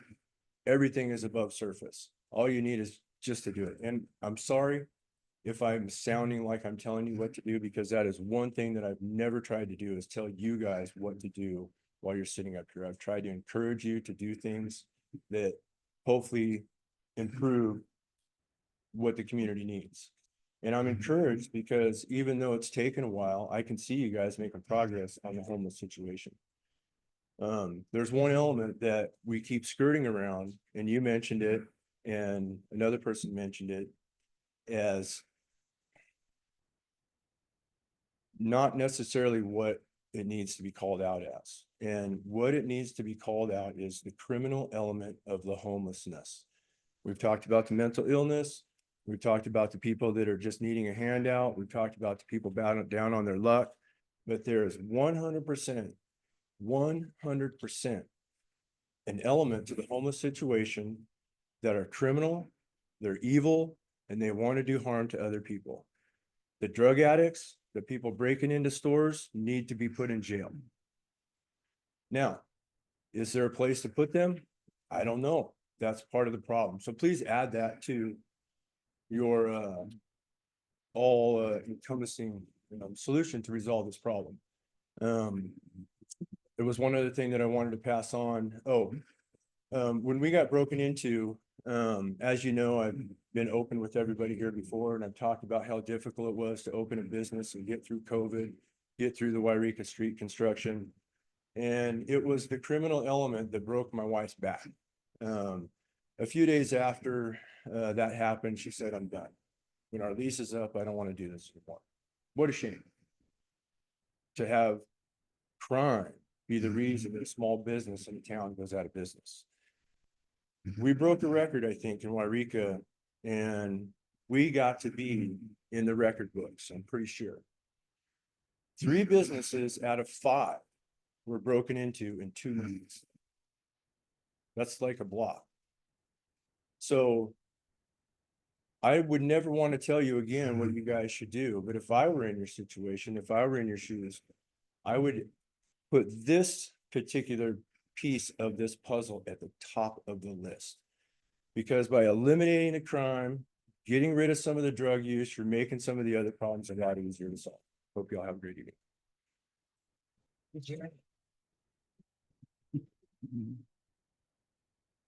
Again, my name's Ed Harris and I live in Yreka. I'm gonna kind of piggyback on what Mr. Stalker just said. I've traveled literally the country the last 8 years. I've been on the East Coast, traveled into Idaho, Washington, and Oregon. And I've gone out of my way to contact people to address how their communities are addressing this problem. What I have found, and it's the term that I had never heard, but it is the urban campground. And I think that that might be a solution. Where I will piggyback big time with Mr. Stalker is in regards to our policy, it's the criminal element. I worked for the last 8 years at Mount Shasta Title and Escrow. And on a daily basis, I was picking up syringes, human feces, broken glass. Twice it was broken glass in our business. 4 years ago, my dad passed away. The day after, I went up to his gravesite and got introduced to one of Yreka's finest, and I use that term tongue in cheek. And she asked me if I had any drugs on me. I reintroduced myself because I grew up with her mother and I'm friends with her family. I said, I don't do that. I left after paying respects to Dad, and I thought, drove by the gravesite she was at when I first pulled up, and there was a pile of fresh dirt. And I thought, well, that's weird. Something made me turn around, and I called YPD on my way up. I get up there only to see my dad being dug up the day after he was buried. This was the effects of drug. This is a criminal element. A few days later, she appears at my business where I was working. We asked her to leave. She threatened to kill me. She walks down to the greenway. Outside my window, I can see. And she starts not one, not two, but 3 different fires in the middle of summer. Mark Gilman, our great chief of police, was the arresting officer on this. He knew that she'd threatened my life. He knew, even though this wasn't part of the charges on digging up Dad's grave, but the felony fire starting, and this is when the town was pretty damn smoky. He filed the charges, felonies. Cassie was out before Mark was back to the PD, I'm pretty sure. Programs like the Beacon of Hope, we need. We need to help people. I sit on a board, and I'm here as an individual, but I see and know of all the programs that are available in this community to a lot of people. The big thing is, many do not choose to take the help. Those that want the help, I am all for not giving them the handout, but giving them the hand up. The criminal element and the drug addicts are wanting the handout. Huge difference. Huge difference. In Idaho, when I was there last spring, I talked to a police officer who grew up in Anderson, California. He moved to Idaho to get away from this. There was not a very big noticeable problem of homeless, and I asked him about it. And he kind of smiled and he says, our city council gives us permission to move them. And I've used that term in quotation marks. A gentleman I know quite closely from Washington was a drug addict, bouncing around from camp to camp, living in his car with his dog. He found a program up there that, lo and behold, they started drug testing. He wasn't welcome there if he couldn't pass a drug test. Now, granted, these people down on their luck that are addicted, they need to make the choice to want help. We can't make that. As you think about passing this ordinance, I again come back to the criminal element. Keep them in mind. Right now, when my family visited from Korea with his young family, and when my elderly aunt comes up from Chico, I will not let them, and they don't want to go to Greenhorn at all. They used to like to walk around and feed the ducks. The Greenway. You got as many people down there in the bushes as you do up on the hill. Those are issues that need to be taken on. Councilman Kaag, I couldn't agree with you more. You said if we want to fix the problem, we got to fix the youth. I agree. When I first moved to Virginia, I ran a youth program in Loudoun County for 2,400 kids. We took them to pools. No pool. And I realize my time's up, but I will end on this. Took the kids to community parks. Do we really want to take young kids to Greenhorn right now? Community theaters. The three things I just mentioned, this town had good ones, and we don't have any of that right now. So as you think about the ordinance and we think about the symptoms, the problem is, how do we cure those symptoms? We give the kids programs. Right now, we don't have that for them. And the YMCA is not the cure-all. They're a great entity, but the kids should be able to go to the parks when they want. And lastly, Real quick, hurry up. what my notes are on, as you consider this ordinance, the rules are already on the book. This I printed off your city website today. And most of it's addressed in 9.50.010, gives the definitions. There's no camping allowed. There's no fires allowed. I want to put a fence up at my house and I know I'm going to need a permit. Did they get a permit on the encampment when they put their fences up? You have one of those gentlemen up there that calls himself the chief of police. Yeah. They're not their own community. They're part of our community. Thank And you. Ed. there's a majority of people I talk to that want our community back. Right? Thank you, Ed.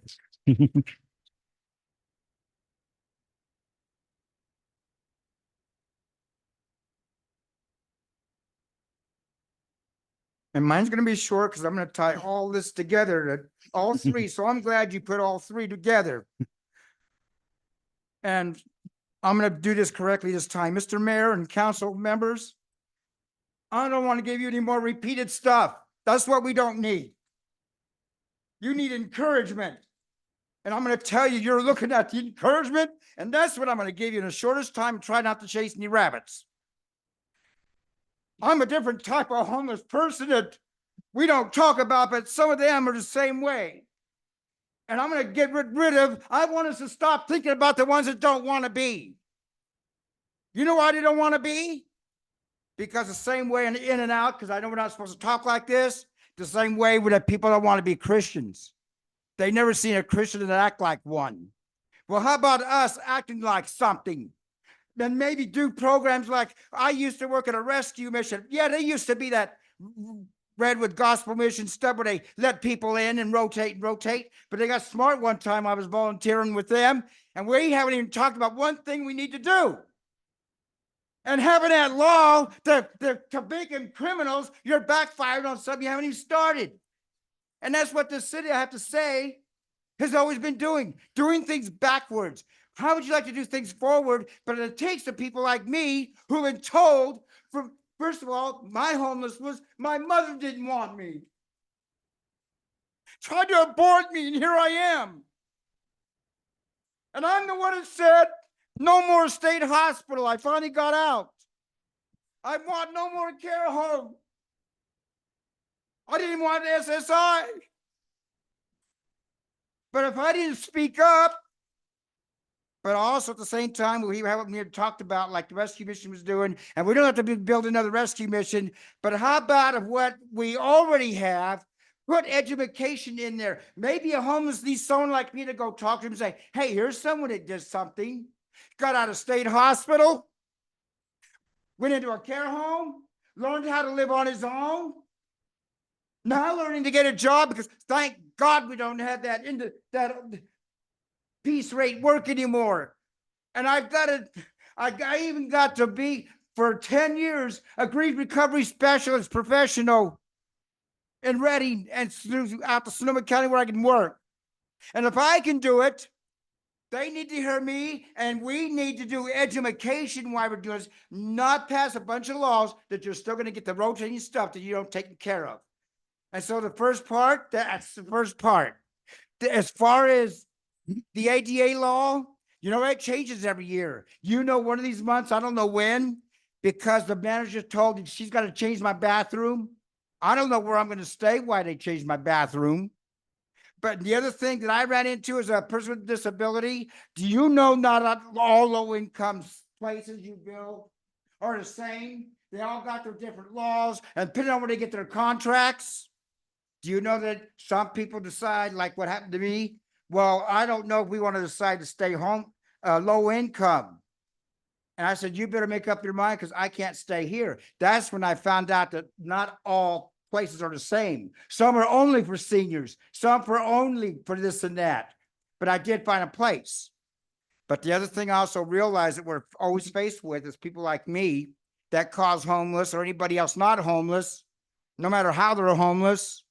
Do you know there's people that take up apartments and stay instead of going from one apartment to the other because they don't like it? So that keeps a lot of homeless from getting something because there's nowhere to go. These are things you need to be reminded of, is that, you know, ADA laws change and you got to keep up with that. And the last one I want to say again, think about really passing this tonight because you're going against what we should be working on first. And I think the first thing is education, if it means taking someone like me to start speaking to people and see if we could educate them. Thank you.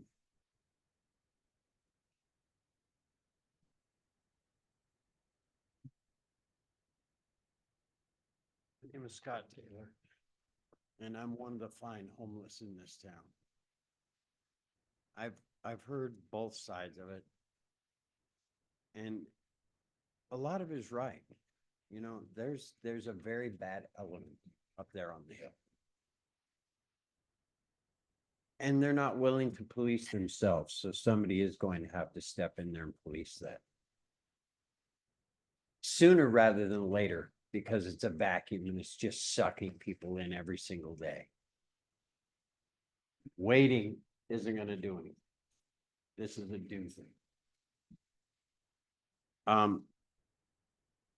As to those vouchers, it's really difficult to get one, first of all. I've jumped through every hoop. I started with behavioral health, got into drug classes. I mean, I've gone every avenue that I can take, but I'm still homeless. You know, I keep being told that, well, you qualify to get into a clean and sober house. When I've walked the bottom of my shoes? I mean, at what point is the help actually get to these people? Yes, there are a lot of people that are homeless by choice. And you can't save everybody. But there's a lot of people that really just need to be saved. Maybe you start there. You know, maybe you eliminate the close proximity to the drug problem that's up on the hill.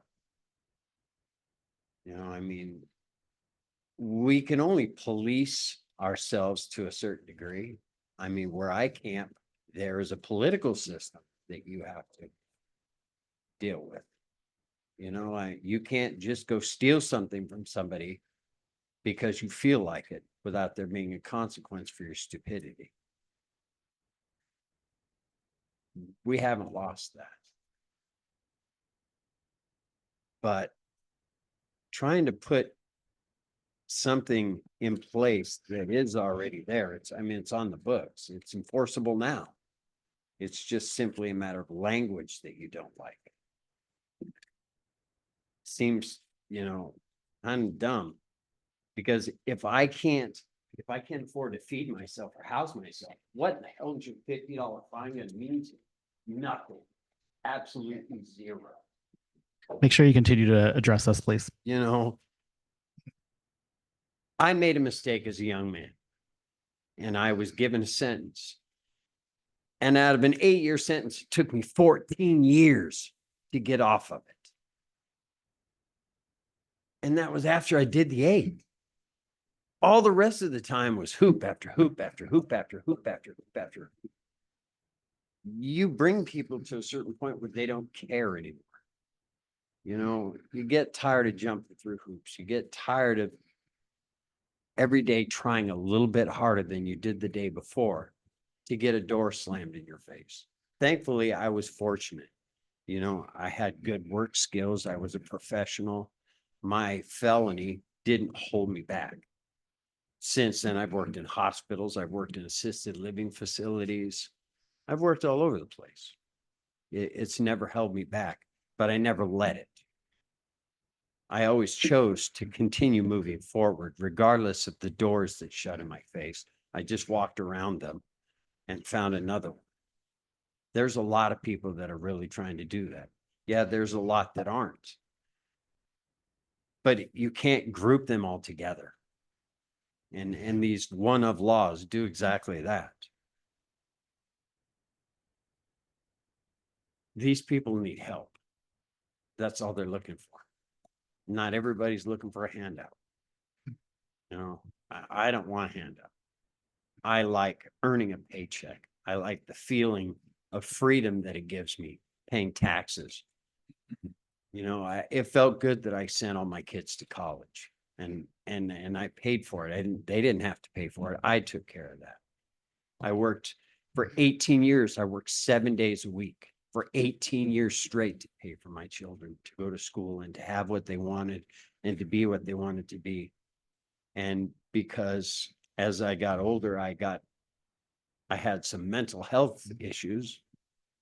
It, you know, steered me away from that and took me in a different direction entirely. But All right. Thank you, sir. Appreciate it. thank you. Thank you. Okay.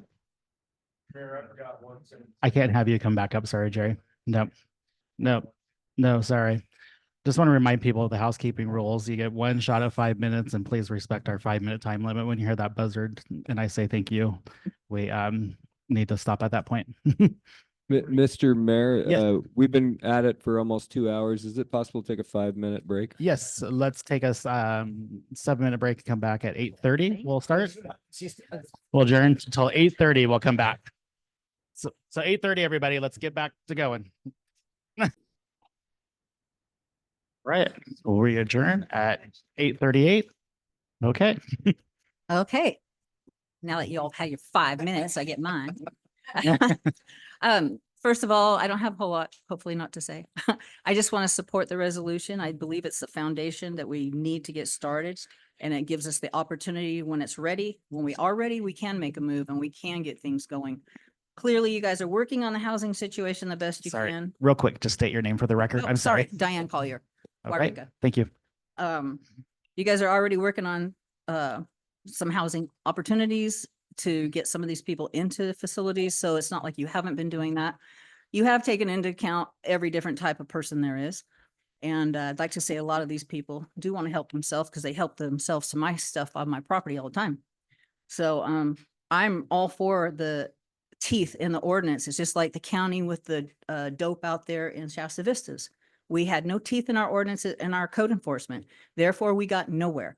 They can write code violations all day long, but this resolution gives you that opportunity to put the teeth in it in the court of law. So what happens after that? You know, we all know that officers can give warnings. We all know there's discretion, judges, prosecutors. We know that's going to be there. And so I do support that.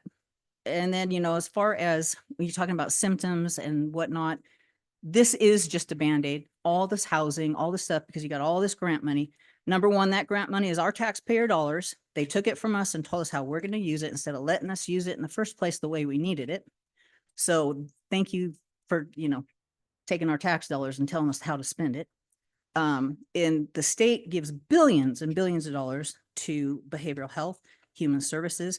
Then they write in all these policies and regulations that give you just enough to keep it screwed up so that people can't really get the help they need. And you just heard all the stuff they have to deal with. So, you know, we're facing many, many years of a big, big complex problem.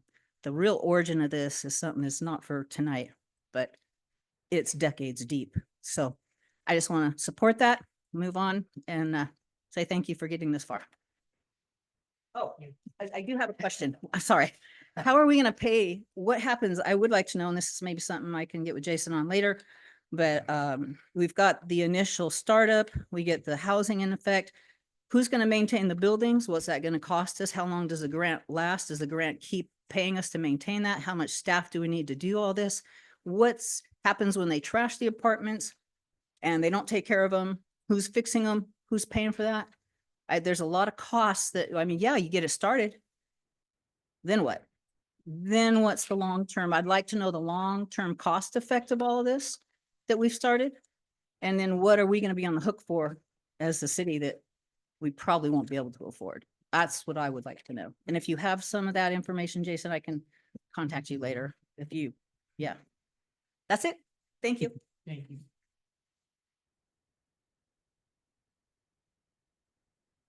Good evening, council. My name is Jess Harris. I know we've heard the arguments between whether or not, this is a solution, this is not a solution. I would urge you to look at this as a tool of prevention. It's easy to look at the group of people that are here right now and talk about this resolution ordinance. But what you really need to be looking at is as other cities and communities are implementing things like this, those people have to go somewhere. And if you don't have this tool, they're probably going to end up here, and you're probably not going to have the resources to handle it. As Diane was saying, very similar to the Shasta Vista issue. Without being proactive and looking at this down the road. I know everybody wants to look at this as a solution for right now or a not solution for right now, but this is a way to have that direction and those laws in place for, say you wake up one morning and the hill is 3 times bigger than it used to be because they just kicked them out of an encampment down south or from up north. You have to be proactive in this. You can't wait till it's on the front door. And, there's always discretion when you're handling things like this. This doesn't mean we pass this tonight and in 30 days we just go completely kick them off the hill. Like you have flexibility here. And so, I would urge you to acknowledge that you have that flexibility, know that you have that power, and then pass this ordinance so that, say you have that, you wake up one morning and the hill is 3 times larger than it was. You have those tools in place to handle that and clean it out before it becomes too much for the city. Thank you.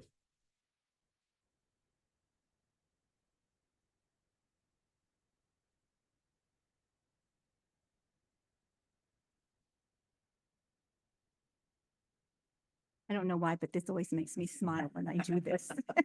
I love this. Can I have it when you're all done with this? Louise Gliano, Yreka. And I'm going to be repeating a couple of things that were just said before me because I think it needs repeating.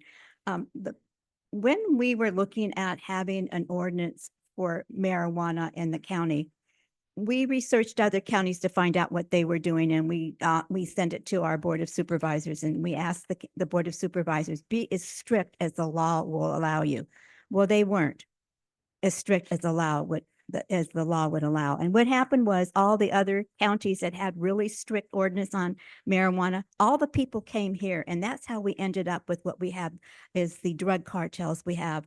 And it's really a bad problem, and it got out of hand, and it didn't need to happen. And that's how I see what could happen with this. I am urging you to pass the ordinance and do the second reading and pass it tonight, because my concern is if we don't do it, all the other counties and cities are looking at the same thing.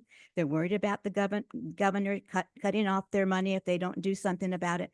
And I think if we're not really strict and have something in place, we're going to have a lot of people from outside coming and being homeless here. Now, you all know that you have a specialist on the city council, and it's Dwayne Kay. He's been the coordinator for the homelessness in our county and also Northern California. He's the expert on it. And I did talk to him about it because I wanted more insight about what was going on with the homeless. And one of the things he pointed out to me, and I don't know if you've considered this, but we talked about how many beds or places we would have for homeless people. And what he said to me is he would doubt very much if the base camp was even half full when it opened. He said the people that are living on the hill, the vast majority, not all of them, but the vast majority don't want to leave their stuff, because when they go into base camp, they can't bring alcohol in with them. They can't bring drugs in with them. So what are they going to do with their stuff while they're there and leave their tents or what their belongings on the hill? He also told me that they steal from each other. They actually, when someone is asleep, they'll go in their tent and take their backpack or whatever they can do. And I'm concerned about the citizens here. I'm concerned about people on the hill. Yes, they're human beings. Yes, they're not going to evaporate when we turn in this, when we do this ordinance. But what about the rest of us? What about our merchants? I know that the council wants to improve and have more business here and to increase the business and to promote business. But these people that are camping out on the sidewalks and going in and stealing things, they're hurting the business. They're hurting all the businesses here, and it hurts for my two kids came and took care of me when I had my knee surgery. One of them lives in Seattle, one lives in Hawaii. They were shocked on what they saw up on the hill. So I think we really need to address that. I'm concerned about fires. We had Mr. Harris talked about the fires that they were doing. I'm concerned about vectors. I'm concerned about diseases up there. I'm concerned about the crime and the drugs. I was also told that at 3 o'clock in the morning, somebody drives up at the hill on the motorcycle and sells them fentanyl. Well, that's a magnet for drug dealers. They have a place right there where they can go. They don't have to shop around and look for their customers. Their customers are all there. So I'm going to, again, urge you to pass this ordinance tonight as it is. We need something really strong, and it's just a tool. It's just the beginning. And I think we do have some leeway in how we enforce it. Thank you.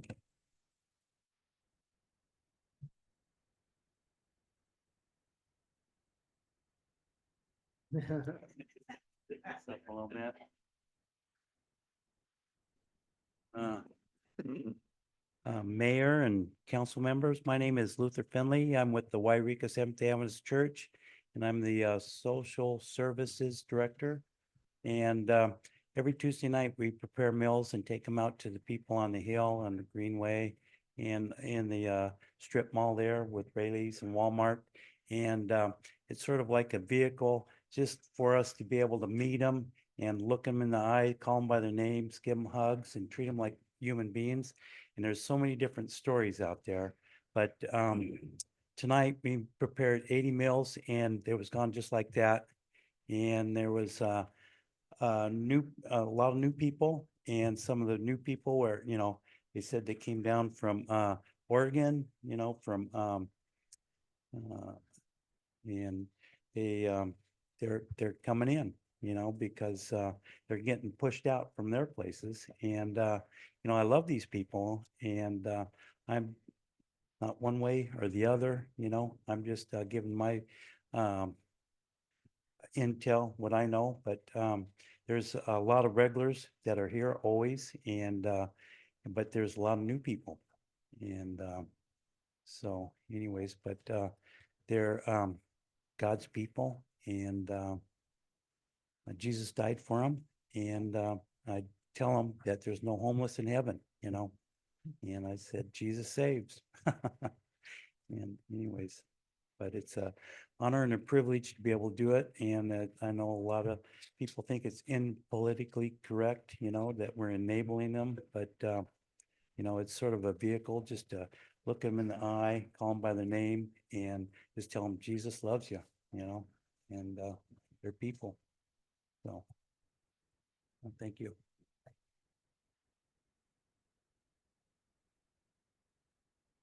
Guy Scott, Yreka. This has been, this is a tough one. This is a tough one. With all the information that we got this evening, all the new information that Jason Ledbetter gave us, and then some of the testimonies and some things that Councilman Keg said, this is a tough one. This is really tough. There's no real right and wrong. Interesting day today. I went and got my hair cut, and I was talking to a couple of guys in there who work with the homeless. And I said, well, I work with the homeless too.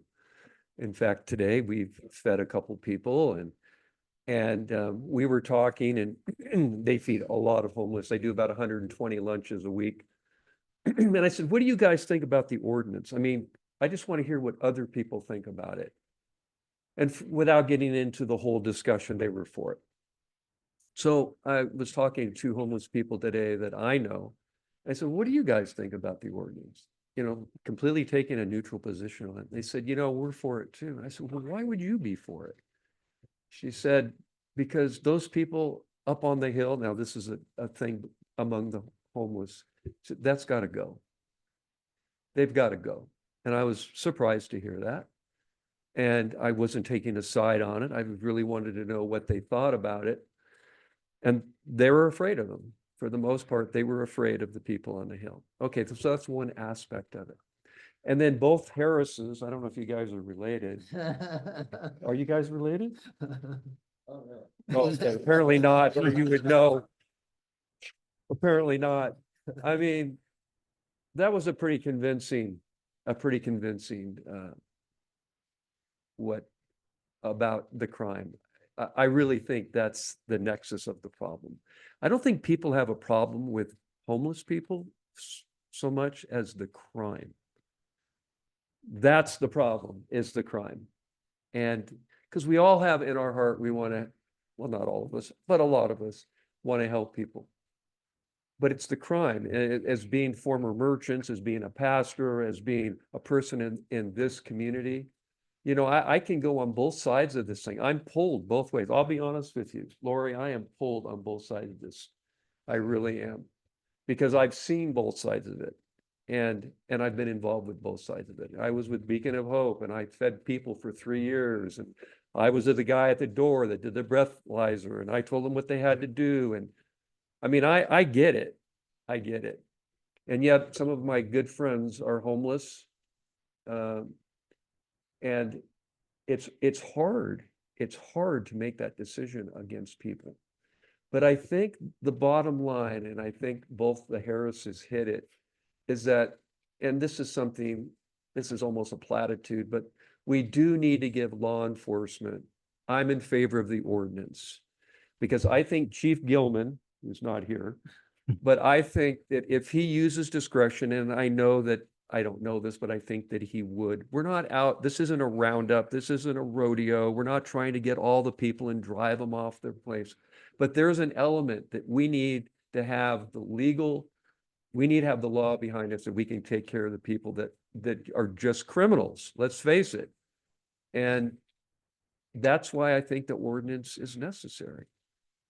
It hurts me to say that. I don't want to drive anybody away from where they're living. But at the same time, there's an accountability, okay? We're accountable for what we do. Everybody's accountable for what they do. And if you give up that accountability, I will use it as the word responsibility. If you give up the responsibility of how you live your life, and it affects my life, and now homelessness does, it affects our lives, then I have due cause to say, okay, if you're not going to do it, then I'm going to have to do it. And it doesn't have to be done in any kind of a way to, what's the words I want to use? It has to be done ethically, morally. This gentleman said, as Christ would treat us, that's what we need to do. But we've got to give, we're a nation of laws, right? This is a nation of laws. And fortunately, we could use a law. We want to protect the innocent. We want to protect the women and the children. We want to protect those that can't protect themselves. And I think that this ordinance would give us the teeth to do that. Oh, perfect. So thank you for that. Thank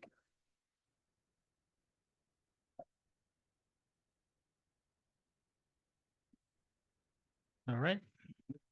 There's no other public comment. I will close public comment at this time. And we will go back to the 3 items for councilman discussion and what are the wishes of the council. So we'll go back to 8A. That was refreshing memory. This is Mr. Ledbetter came and spoke to us about the housing options and housing projects for the house community.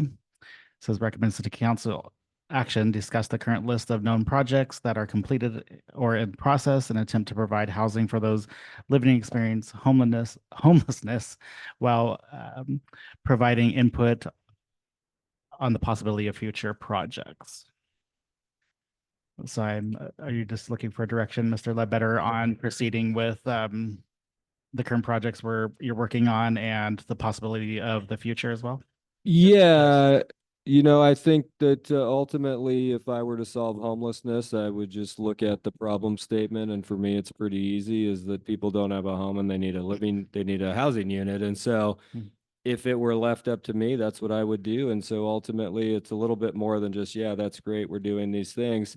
I'm more curious to have a real conversation this evening about, is there interest from this council in more? Is there interest? Because I really truly believe that how do you combat homelessness? If you want to be preventative with homelessness, that's low income housing. That's having locations where people can afford to live while they're working, you know, ultimately. So my question is, you know, when you look at the point in time count, it's juxtaposed with a number of projects that are vastly lower than that point in time count. So if you're concerned about not having housing locations for homeless people because you're going to ban camping, you're not going to ban, the ordinance tonight is not banning homelessness, it's banning camping for all. And it's not going to be no camping for you because you look like you're a criminal, but you can camp because you look like you're not. It's going to be banning camping for everybody.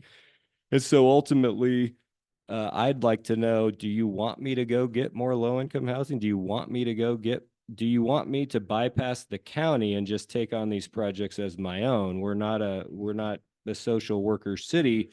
So that's the type of information I'm looking for this evening, is to really get a consensus from the five of you that you say, Jason, we do want a home key. I want a 100-unit home key. Jason, I want I want another shelter. And then that way I take that information, I start the process, because these things in anything, they take time, but ultimately they're going to take a few years to go from concept to digging a shovel into the ground. So that's what I'm really looking for. If you do want to address that, I think it was more along the lines of what a plan is. And so really it's up to you guys if you're interested in discussing that now or discussing that in the future. We can say that better. Any comments or questions from the council at this time? Look at me. Yeah. I know I was going to the right for some reason. Two. Councilman Baker. I do just have a couple of comments, and then a direction that I would like to see the city of Yreka explore. And it is my opinion that housing first has not worked across our nation. It has not worked across our state. And there is so much more, as we heard tonight, root causes to homelessness. And I don't, it overwhelms me to think about the city of Yreka becoming social services. I believe that the county, that's the county's place. This is my opinion. I believe that that's the county's place. I think that the city of Yreka, it frustrates me when I have heard from so many people the last couple of weeks that, you know, the city isn't doing anything and they're not working with the county. And there has been a lot that has been done behind the scenes. And I would like to see us continue to work through the continuum of care. And I would like to see the county offering more services. And, you know, I am not an expert in this area, so what I'm going to say is may not be exactly correct, but I was under the belief that each county is supposed to, the state has mandated that each county have a mental health facility. And I would like, as the city, to support the county in any way that we can in bringing a mental health facility to the Yreka area. And along with that, I know that there's probably going to be a couple of council members that fall out of their seat when I say this, but I think we need to explore the possibility, not explore the possibility. I think we need to open up an urban campground, but I believe that we need to do it correctly with guidelines in place and take a look at successful urban campgrounds from other communities and make that a priority right now. That's my desire. Thank you. Thank you very much. That was excellent feedback. So I really appreciate that because I can take that, the consensus of what's said this evening, and then we can start something with staff to prepare to bring you things to review. All right, thank you, Councilman Baker. Flip it on the other side. I thought that was coming. Thank you. So I might as well, Councilman might Kay. as well piggyback on that. I obviously brought that to forward on conversation quite a bit on the urban campsite. There is definitely a time and a place for that. I've been pushing for that for what now, Mr. McCoy, about 5 years now? 5 years, 5, 6. So yeah, there's a lot been going on the back scenes that we've had numerous roadblocks. We would definitely not be in the position we are in if we didn't have the roadblocks that's been presented. If we could have moved forward 5 years ago on some of these things, but that's behind us. So we're just moving forward. And yes, I would like to see that to move forward. The other thing I would like to look at, and we've discussed this previously, is a shelter crisis and moving forward on that. I really feel that the shelter, the project base camp, like Mr. Davis stated, can be opened up sooner than later. I've actually talked to the main head directors on the base camp project, and they're willing to work with whatever we can give them on trying to move forward on that, on their project. So I really think that we can get around some of those barriers and open up the base camp as soon as possible. I think it's possible. I really do. And that would alleviate a lot of the issues that we're having this discussion on right now on how soon we could clean up the hill. Obviously the hill is a major issue, a major problem that we need to address. So is the Greenway. Anybody that's walked the Greenway, daring to walk the Greenway, I should say, will find out that there is a lot of drugs and whatnot going on. The hill is absolutely that. I just spoke to some other individuals this weekend, again, as I stated on the last meeting, that there was another individual that came into this area, newcomer, and went to the hill and ended up getting hooked on fentanyl. So this is a huge problem, and it is a problem that can be fixed when we have, like Luis Gliado stated, when we have a central location for these drugs to be dropped off at. It is a problem, and it is happening in all times of the day. Talked to the officer that actually patrols NorCal, Pfeiffer now, and he actually stated that he sees it happen all the time, that they're dropping off drugs up there. So we need to get that cleaned up to keep our citizens safe so that other problems don't happen. And so we don't get other people addicted to drugs. It's not a thing that we want to see happen. Fentanyl is a crazy thing that's highly addictive and hard to get off of from everybody I talk to. So we need to address that. But the base camp, I think, is a good step. Project, any home key is something to, I think we've had this discussion, is something to look into. We need to find out, bring in back some more details of what that means. Like I said, long-term, like it was stated earlier, long-term, what that means. I know a lot of people don't agree with, a lot of grant programs and whatnot that come from the state and go through these and supporting housing and stuff like that. But like Mr. Ledbetter stated, that sometimes just getting some of these individuals off the street is all they need for help. A prime example is Mr. Scott that was just made his testimony earlier. Good guy, he's trying, and just so everybody knows, he's going to come to my shop tomorrow. So we're going to try to get him some help and get him some work. So that's where you need to fix the problem. The guys that are willing to take that extra step, like him, and work, I'm willing to put them to work. So that's where we need to fix those problems. So work programs, when you get to base camp, that's why base camp needs to be opened up, because Six Stones that's in there actually has work programs that get them on the track of recovery and keeps them occupied and gets them something to do. So that's my point on direction, what we need to go. I think there'll be probably some more comments from other people. So thank you, Mr. Mayor. All right. Councilman Davis. Item 8A. We're not going to solve the homeless problem. What we're trying to deal with is to solve the camping problem in Yreka right now. That's what this ordinance is about. I just it does affect the homeless, but it's the camping ordinance, what we're interested in. And the other thing there's a couple other things I want to say. First off, I support wholeheartedly the urban campground. We've talked about this previously, probably, I've only been on the council for a year and a half, but we've talked about it before, a bit.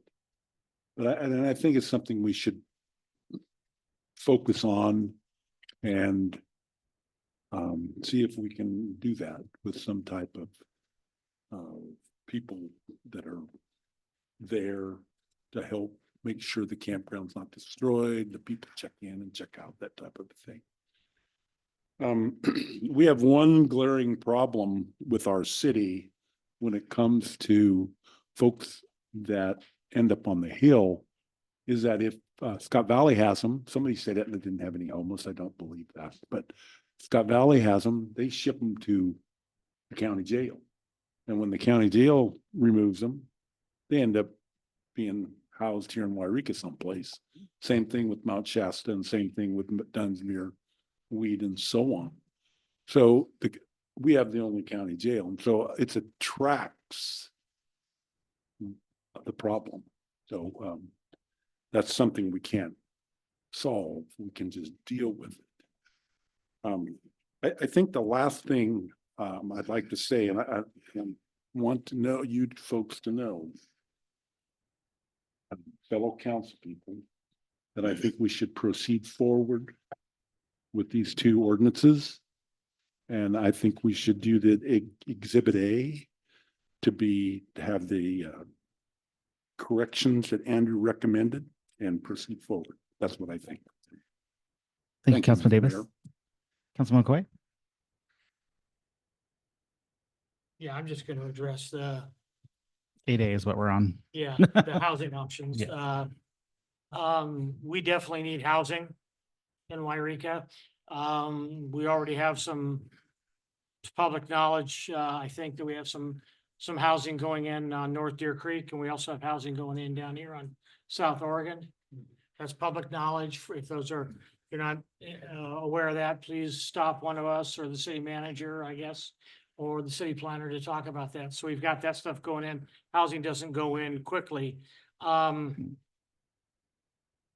not gonna address most of everything. I'm gonna be wholeheartedly in agreement with Councilwoman Baker that we need a homeless camp.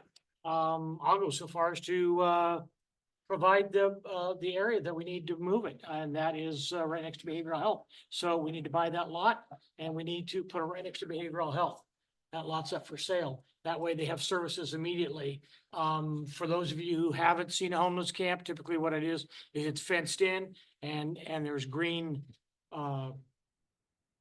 fence, green netting around it. That's not done for the people that live there. It's done for the privacy of the homeless or the unhoused.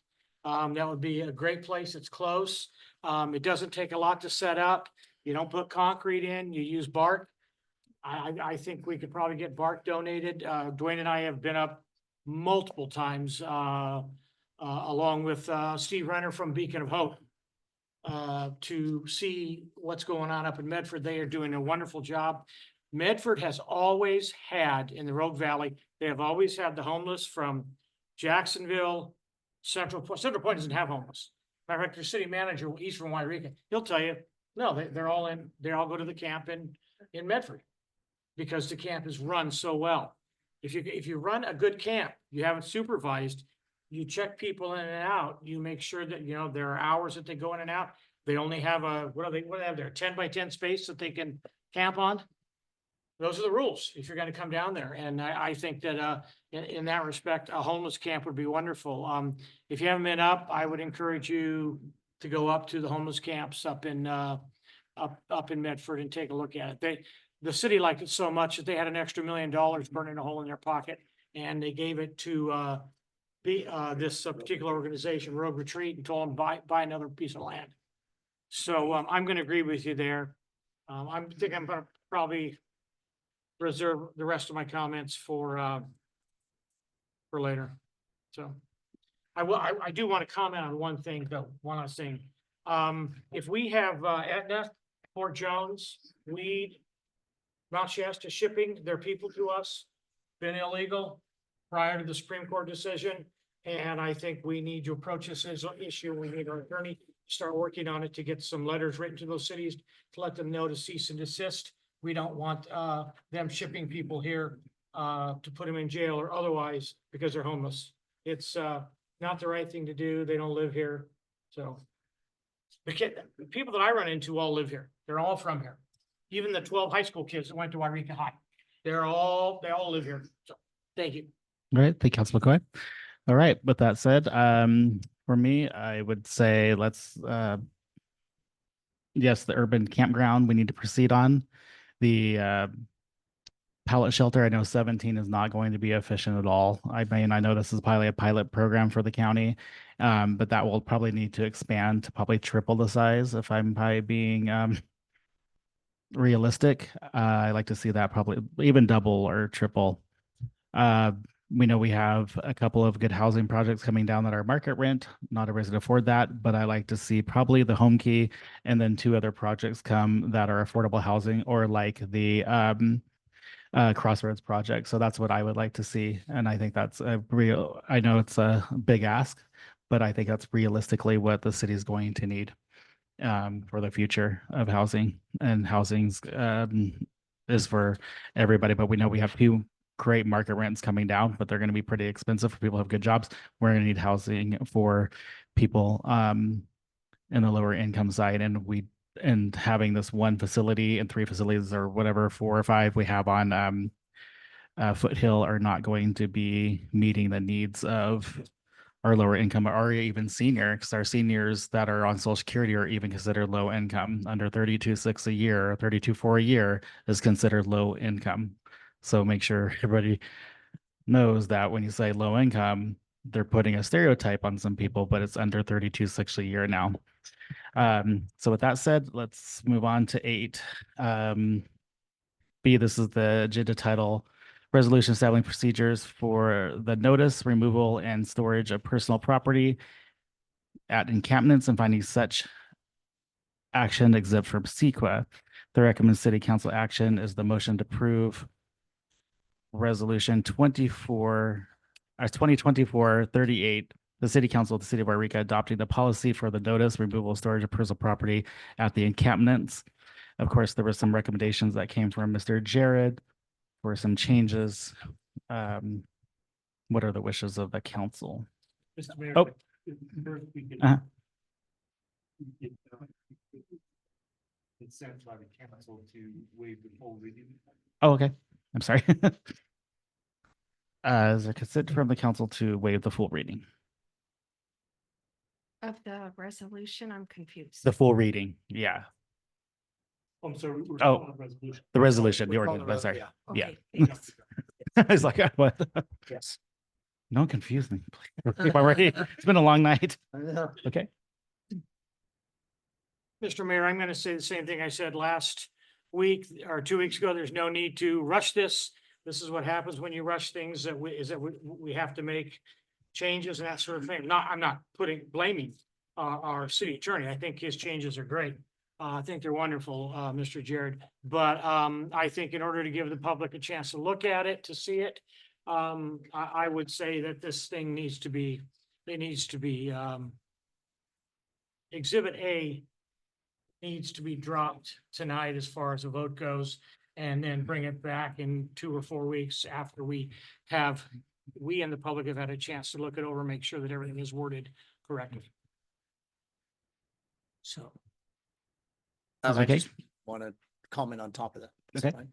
And I understand what Mr. McCoy is saying, but the changes that our attorney is presenting is only giving more time, which is respectful for what's the purpose of these individuals. So giving more time for them to accommodate or to get their belongings or whatnot. So what Mr. Jared has presented actually presents them with more time. So it's actually a betterment of the resolution. So I don't think it's changed enough it's not going the opposite way, put it that way. The resolution's not shortening the time, it's adding to the time. So I feel that it's adequate the way it stands, with the changes of what Mr. Jared has presented. Council Baker? I actually would like to go ahead and make the motion to All right. approve the resolution establishing procedures for the notice removal and storage of personal property at encampments and finding that such action is exempt from CEQA. To include the changes recommended by our city attorney on page 68 under paragraph 2, section A, post the notice to vacate at least 72 hours before the beginning of the encampment removal. On page 69, section 4, add a paragraph G that reads that it's to include the manner for requesting reasonable accommodations under ADA. And also on that page, under section D, section 6, any personal property that is collected should be stored in a secured location by the city for not less than 120 days, then discarded if not claimed. That's my motion. All right. I'll second I it. will second that. Oh, Let's go ahead. you went first, so I'm gonna go over here. I'm gonna go over here. So you jumped in. So I have a motion from Councilman Baker with said changes and a second from Councilman Kaeg. I'll do roll call. Councilman Kaeg, Aye. Councilman Davis, Aye. Councilman Baker, Yes. Councilman McCoy, Nay. and Mayor Middleton is aye. So the motion passes 4-1 with the no vote being from Councilman McCoy. May I address the city attorney Um, about this? no, I want to go after. No, we already have the motion and passed. So I'm going to go to, yeah, item. Oh, See, but that's okay. We can bring it back another time to vote on. is there an item that was missed? I No, don't know. that's fine. Go ahead. Trying to save you a little bit of what the attorney told us he wanted to see. Did you miss item? Sorry, Councilman Baker. There's 3 things. There's 3 things. No. Okay, never mind. All right. I wrote down 4 that you told us, so, I had especially in regards to post-traumatic stress disorder. 3. That was part of the ADA. That was Okay. part of the vacating, how it's posted and when it's posted. So that's okay. You can bring it back another I will- time if he wants to add it. If not, then what I wrote was in error. Okay. Item 8C. The second reading of ordinance number 878, amending chapter 9.45, protection of the school bus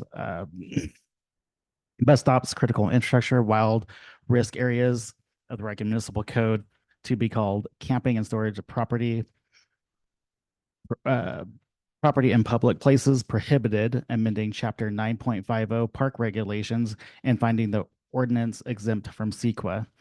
The recommended city council action before you is the motion to waive all reading of the ordinance and approve the second reading of ordinance number 878 titled an ordinance of the city council of the city of Yreka, California, amending chapter 9.45 protection of the school children, bus stops, critical infrastructure, and wildfire risk areas to the Yreka Municipal Code to be called camping and storage of property in public places prohibited, amending chapter 9.50 park regulations and finding the ordinance exempt from CEQA and finding such action exempt from the California Environmental Quality Act. So moved. I have a motion from Councilman Davis. I'd like to ask for an amendment to that motion for this ordinance to take effect November 1st, 2024. That's fine with me. So you'll make the motion with the request to take effect November 1st, 2024. I'd like to ask a clarifying question. Okay, Clarifying. Clarifying question. Councilman Quay?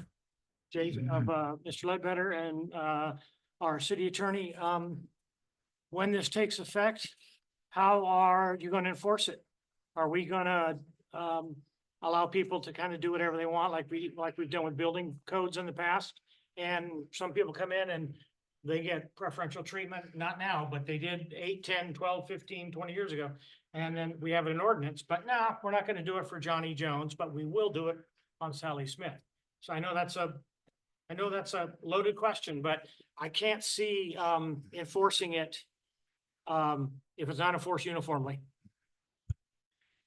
Yeah, so ultimately, just as with any other municipal code that we have in the city of Yreka, there'll be, staffing will determine how appropriate we can do enforcement. So ultimately, if I were just kind of, planning this out already, our focus would really be Campus Drive and ultimately to do a complete cleanup on Campus Drive come after November 1st. Now, ultimately, we're going to be at the mercy of the weather because the level of cleanup is going to be really more heavy equipment oriented, but that's not going to happen in one day. And so as we're doing that encampment cleanup, if tents are popping up in other parts of the community, we're just not going to have the staff to go, stop what we're doing and go run over and do that. So, but it'll be enforced uniformly and based off of our attorney, Mr. Jared, then I would really ask the city council to either call special meetings or just within the regularly scheduled meetings if things aren't working out the way that they thought they would work out, or if they want to make alterations or they want to at that time say,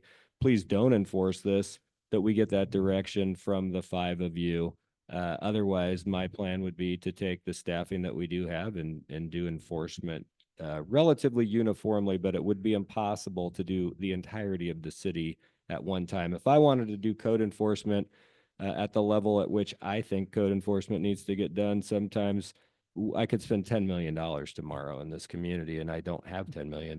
So ultimately, I'm spending $100,000 next week on code enforcement. So that's how I would approach it, but that would be really developed out with Chief Gilman, myself, and Public Works, and everybody involved in how we do the cleanups of the encampment. Thank you, sir. All right, so you're welcome. So I have the motion from Councilman Davis and I'll the second the motion. with the amendment of it taking effect November 1st, 2024. I'll do roll call.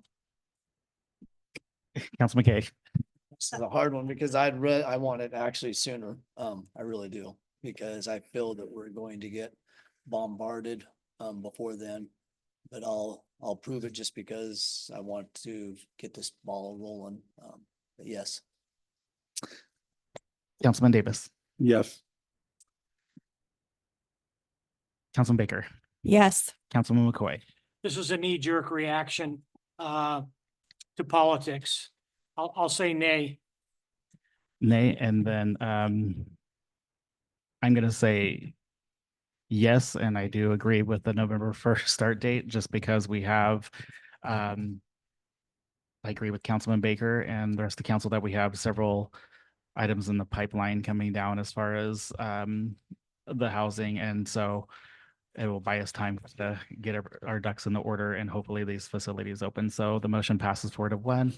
Councilman McCoy as the no vote. All right. We have no public hearing and new business. This is me, I guess. This is the agenda title. This is the City of Yreka Proclamation United Against Hate. This has been before the council This is the third year now it's come before us, and it's passed both times. It's come before us, requested by Molly to be brought back on to the agenda. And so this is the motion to adopt the City of Yreka Proclamation United Against Hate as presented, proclaiming September 21st through September 21st to the 27th, 2024 as United Against Hate Week. And I will open up to council for questions or comments.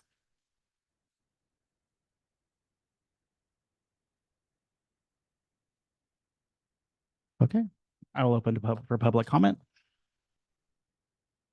I will once we. I think I read it after, right? Dwayne, I read it after, right? Or did I read it first? Read it. Oh, I thought I read it afterwards.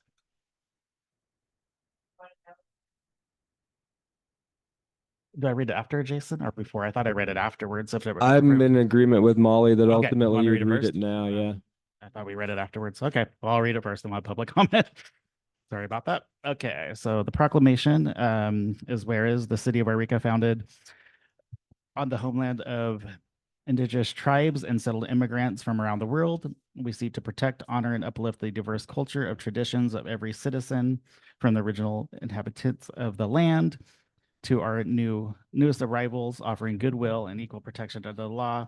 And whereas the nation enshrines and principles of the equality through many anti-discrimination acts, including the 1964 Civil Rights Act, it is incumbent upon us to ensure that the people of the community, regardless of the race, nation, nation of origin, religion, gender identity, sexual orientation, age, or disability, enjoy the freedom to work, receive an education, worship, and celebrate without fear. And whereas racism and bigotry yield unequal outcomes for housing, education, unemployment, criminal justice, and healthcare, the city's governing the body of elected officials must model inclusive behavior and every opportunity. And whereas hate crimes are on the rise around this nation, silence and apathy are inappropriate responses wherever racially motivated, hate-based, taunting, bullying, verbal abuse, intimidation are observed. It is a fact that an attack against one individual or a group of individuals is a crime against the well-being of the entire community, whereas supporting the education to bring understanding and compassion to a population, whereas ever growing in diversity, we seek build bridges rather than what is that word? Equity. Acquiesce. I can pronounce that. I can't even see it. Actually, I should put my glasses on. Access to policies and fear and diverseness. Therefore, but it resolved that mayor and the members of the city council of the Yreka join the nation in proclaiming September 21st, 2027, 2024 as United Against Hate Week. The city of Yreka stands steadfast in our commitment, to foster an inclusive civil environment where everyone in our community is treated with dignity and respect. Okay. It's in the okay. So I'll have Molly, do you want to speak? And then I'll have public comment. So I should put read. Oh, they do. I just thought they had their packet, yeah. Okay. Right, well, been a big heavy night, so hopefully this is something that's easy. So why we're here in August is because United Against Hate Week group decided to change it from the third week of November to the third week of September. And so here is their poster. It's like last year's.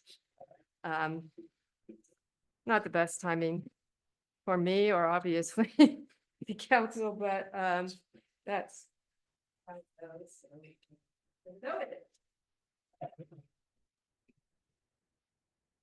Right.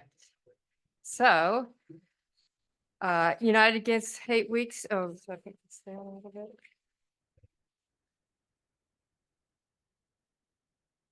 United Against Hate Week started in 2017 as a response to white supremacist rallies held in the Bay Area. Civic leaders wanted to counter the verbal attacks upon traditionally marginalized citizens, people who are the target of neo-Nazi and white supremacist groups. So they decided that year on a poster campaign using the logo you see here today with the city names on it. This is now spread nationally and internationally. My sister says they have a group in Spokane, Washington. So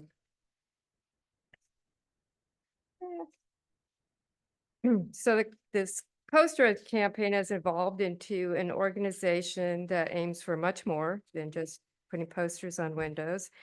It's a week for a community to have celebrations, to try to bring down walls of division and replace them with activities that build bridges of solidarity with all people, no matter their religion, culture, sexuality, gender, age, physical ability. United Against Hate Week is co-sponsored by Not in Our Town, a nationally known organization that offers tools to fight the toxicity of hate in communities across the country. Not in Our Town can help set up workshops with public speakers, provide free educational materials and films, such as the PBS production Light in the Darkness, which we screened with their assistance at the library last year. And I'm sorry that none of the council members here attended. Corey Middleton was on our discussion panel. We had a really great event. There's also the California versus Hate, which is a newly established non-emergency system to track hate incidents in California and connect victims with resources they need for justice and healing by use of a hotline phone number or an online anonymous reporting system. So in the first year, which would have been May 2023 to May 2024, they had 1,020 reports of hate acts, which were spread across 80% of our California counties, Siskiyou County being one of them. The incidents occur in both densely populated and rural counties, and also in counties that would traditionally vote blue or counties that traditionally would vote red. So it happens everywhere. And anyone who has the slightest access to news knows that our country is facing divisions, increasing extremism that has led to shameful behavior, intolerance, threats to public officials, and an overall normalizing of aggressive and violent behavior. Just to give a few incidents of hate crimes that I've been aware of in this past few months around the country. I read in the Siskiyou Daily this summer that an Indianapolis suburb found sandwich baggies filled with sand on their walks and driveways of their homes. And these little packages had slips of paper inserted into them with anti-Semitic messages with propaganda aimed to denigrate Jewish Americans. In Nashville, Tennessee, they are experiencing what their mayor calls terror tourism. So imagine a U-Haul pulling up into town, unloading white nationalists wearing masks and neo-Nazis carrying flags with swastikas, filling up the seats of this council meeting and disrupting civic business after a day of marching down Minor Street, yelling racist slurs at children of color. That's what Nashville's been dealing with this summer. And sadly, closer to home, most painful of all, I just read in last week's paper that a 15-year-old has been taken into custody for allegedly bludgeoning a homeless man to death while he slept on a park bench in Reading. So this proclamation that is before you offers the elected officials of our city a means to commemorate United Against Hate Week. And by endorsing this proclamation, you, as a public servant, have an opportunity to emphasize your commitment to all the people of our community. To say, even though I may never have stood in your shoes, I will do my best to protect and stand up for those who have been shamed, unfairly criminalized, scapegoated, treated with prejudicial bias, and even violently attacked. So we have a new poster from California versus Hate that I think you guys will like. We stand up for each other, which is basically what this proclamation is saying. And to see the heart created by these fingers. So this proclamation is not a new piece of legislation. It has no legal binding, but it has value. We live in a world where social media can warp minds, lead people to blame and hate others rather than embrace and tackle divisive challenges through dialogue, education, and discover our common common visions.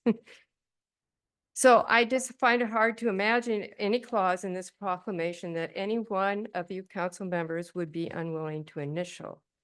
And yes, it's true, we have our rights safeguarded through legislation promising us civil liberties, but the freedom to live without fear is everyone's duty to protect. Now, I must wear some rose-colored glasses because I'm a frequent visitor to Greenhorn Park, which I thought many of us were, but apparently not. And I think it's beautiful. And it's not just the nature, the reservoir, the walking trails, the wildlife and birds, but its beauty is also in the faces I encounter whenever I spend a morning there. Because at Greenhorn Park, I witnessed young men of color bonding on a Saturday morning as they teach each other how to play disc golf. Exercise groups made up of Asian or Latinx youth and women from the local Karuk tribe show up for each other in a commitment to maintain healthy lifestyles. Mixed race families celebrate birthdays. Dogs are paraded. Children are playing and squealing on the play sets. You know, there's folks relaxing and grandparents with their grandkids fishing at their favorite spots. So I think Greenhorn Park is a place where, more than anywhere I've been in Siskiyou County, I feel the joy of a multiracial and inclusively oriented community. And I believe we owe it to our next generation to spill goodwill in every direction that we can. So the proclamation in front of you gives this city such an opportunity. I'd like to add, last year we showed a pretty heavy PBS film, Light into Darkness, that really showed us how communities can heal and offered a lot of hope. And horrible things happen, like hate crimes. But this year we're going to have a community book read, and it's The Heaven and Earth Grocery Store. It's written by James McBride. It's a fictional novel. And I read that in 2015, the author, James McBride, was awarded the National Humanities Medal by President Obama for humanizing the complexities of discussing race in America. So I hope all of you will stop by the library, get a copy, or buy your own if you can, and join us for the discussion on the book on November 2nd. So I'm going to stop here, and Corey, if you can make it clear that it's a public comment time, I'd appreciate it. I think last year we sort of missed out on that. I understand.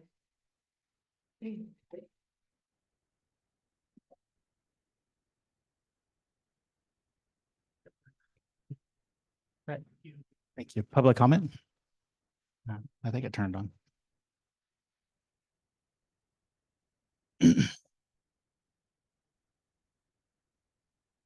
Well, Mayor and City Council, this time I don't want to strike three here, but I'm naming it for the record as Andres Economopoulos. And again, I want to do another education here thing that I think it's very important. I've read every book and I hated everything our country has ever done to form our country. We all done bad things. But I want to make one statement and I'm going to make something clear that I know that works, that we need to do more than just add one day a year to do this. Because it doesn't work. I'm sorry, just like everything else, it doesn't work. We're still fighting. I once in a while, and at least I'm telling the truth, but I also forget once in a while. And so if we, first of all, we do need to hear this, because that might be my last time to share this because of laws that are being changed. If we would just do what God says is love each other, no matter what, that might solve the problem. Let me go one more step further that works. Because of people with disabilities are even sometimes still hated. They're still being told what they couldn't do, which causes me to fight. And at We Care a Lot Foundation, where I was a grief recovery specialist, I was more than that. Our people with developmental disabilities have started an interesting little team called the SAY team, called Same as You. And you know what we did to get paid for to do? And kids loved it. We went and told them stories about how we are the same as you. Now let's take it a little more broader. White, black, women, disabled, we're all the same. Why couldn't we do that? And not just on this nice little thing I might go to if you vote on it, but why couldn't we do something more than just once a year where people can go in and share their stories, why they can be loved in a positive way? Thank you.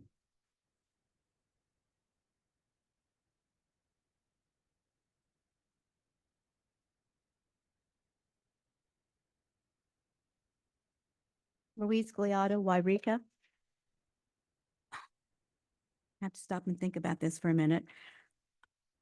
First of all, I wanted to ask, is there any cost involved for the city? Are we making these posters and putting them out? Is the city having to pay for them? Secondly, this is the third year we've done this. And frankly, I think it's a waste of time. I think that what we need to do is just to post the 10 Commandments. And if you follow the 10 Commandments, you wouldn't need a proclamation like this. I have not found Yreka to be racist. I've not found it to be hateful. I love it here. I moved here from the Bay Area, and this is a great community. And I don't know why we have to do this every year to do that, because a proclamation does not change attitudes and behavior. Your heart changes attitudes and behavior. And if you just get back to the 10 Commandments, we wouldn't need proclamation like this. Thank you.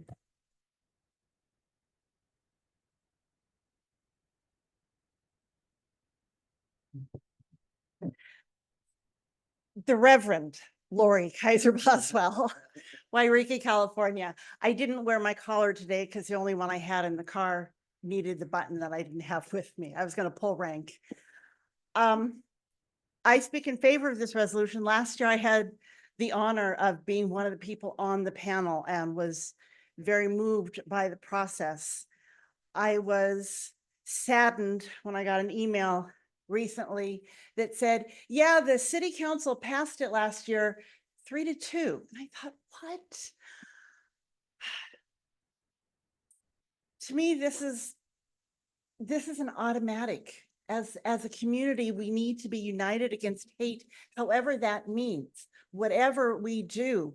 I can say, as one of the first 5 parent educators who just did a long class last spring where I got to sit with teenagers while my co-facilitator got to sit with the adults. And as a girls circle facilitator at Jackson Street School, I have heard numbers of stories of bullying that's happening at our beautiful schools.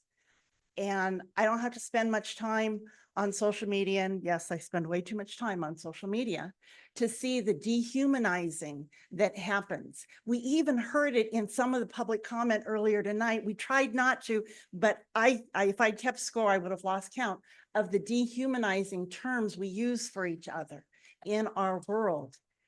I know it's just reading a book or just watching a movie and just putting posters, and the one at my church is still there, by the way, but I got another one. I had a Pride Lives Here poster right next to my front porch this spring that somebody walked up to my porch and tore out. It's gone. I have no idea where it is. There happened to be a cute little butterfly on right against my door that said welcome. And it just happened to be rainbow colors because Lori likes rainbow colors.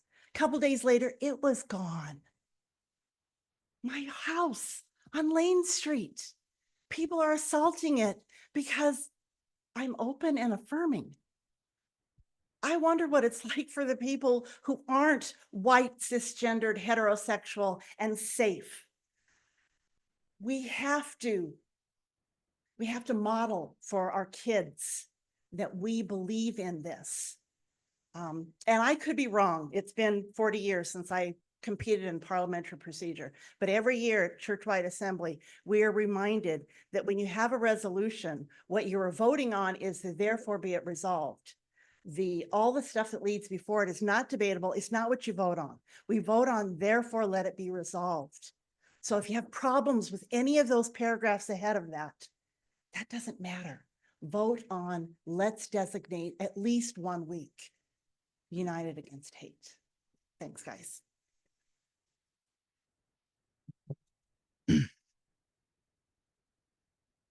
Okay.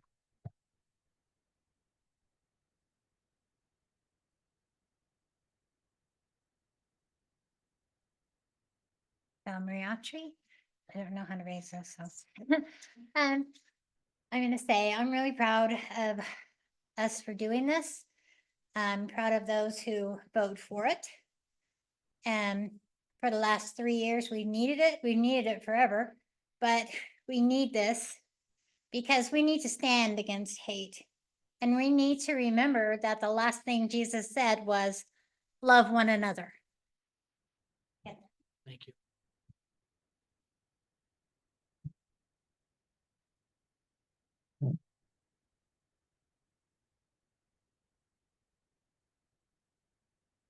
Irony of ironies. I agree with actually what everybody stood up and said.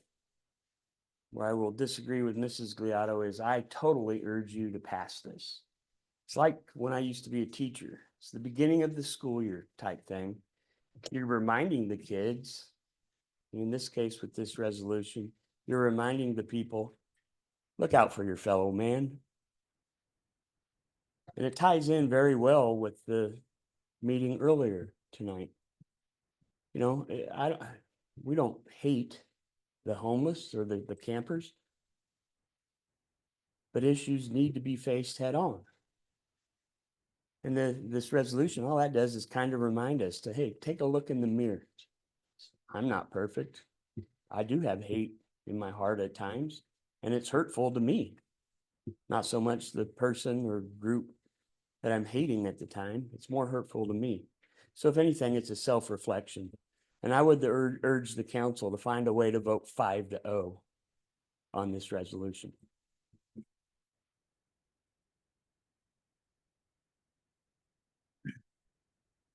Okay. No other public comment. So after I did read the proclamation, but also I did want to read, there is no fiscal impact to the cities. There is no, they have paid for the posters themselves. And so there was no cost to the city involved. All right. With that said, the recommended city council, the motion before you is to adopt the city of Yreka proclamation of United Against Hate as presented and proclaiming September 21st through the 27th, 2024 as United Against Hate Week. Yes. Okay, I guess I'll go back to questions. Questions, Mr. Davis?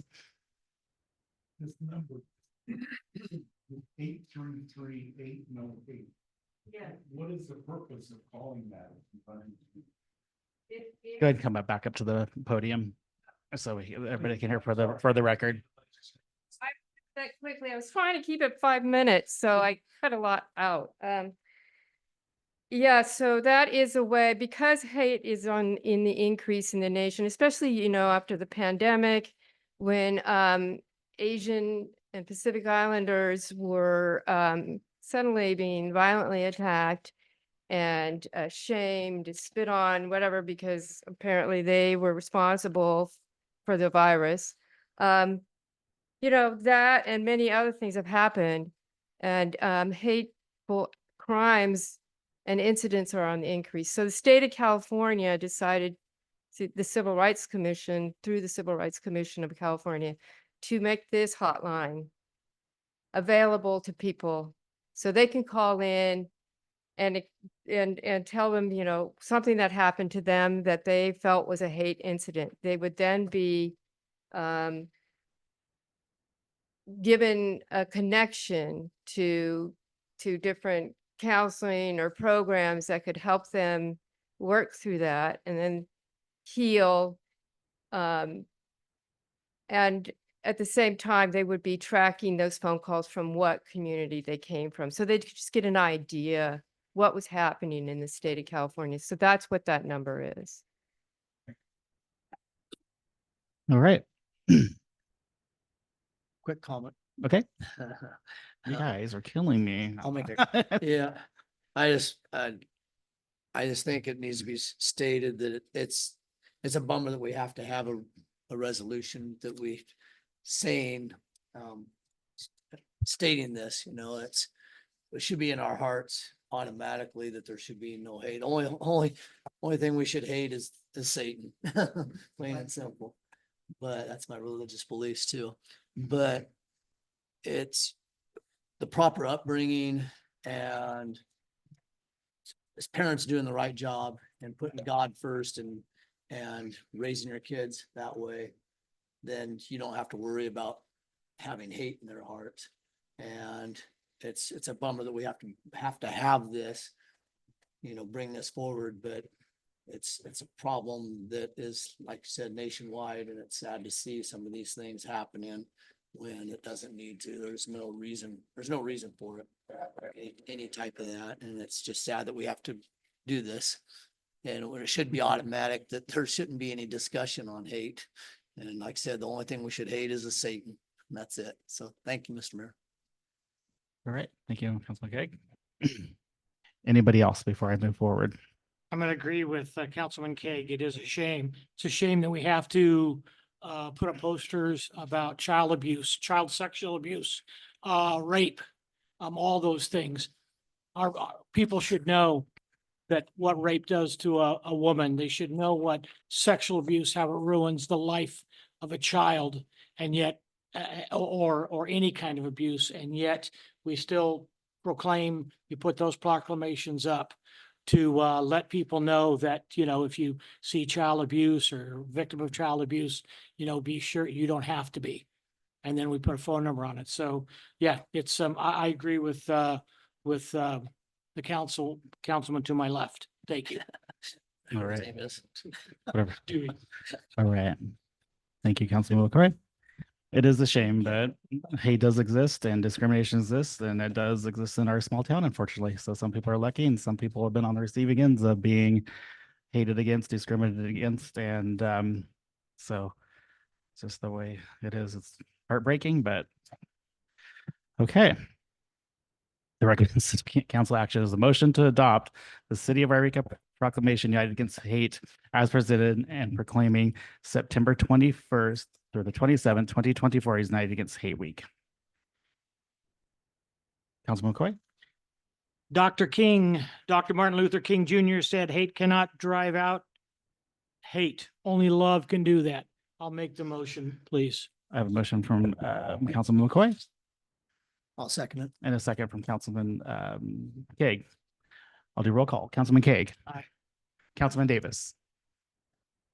No. Councilman Baker.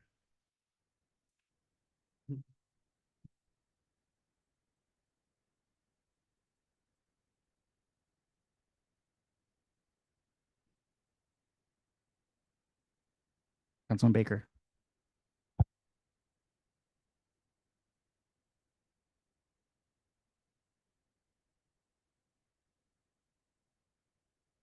Yes.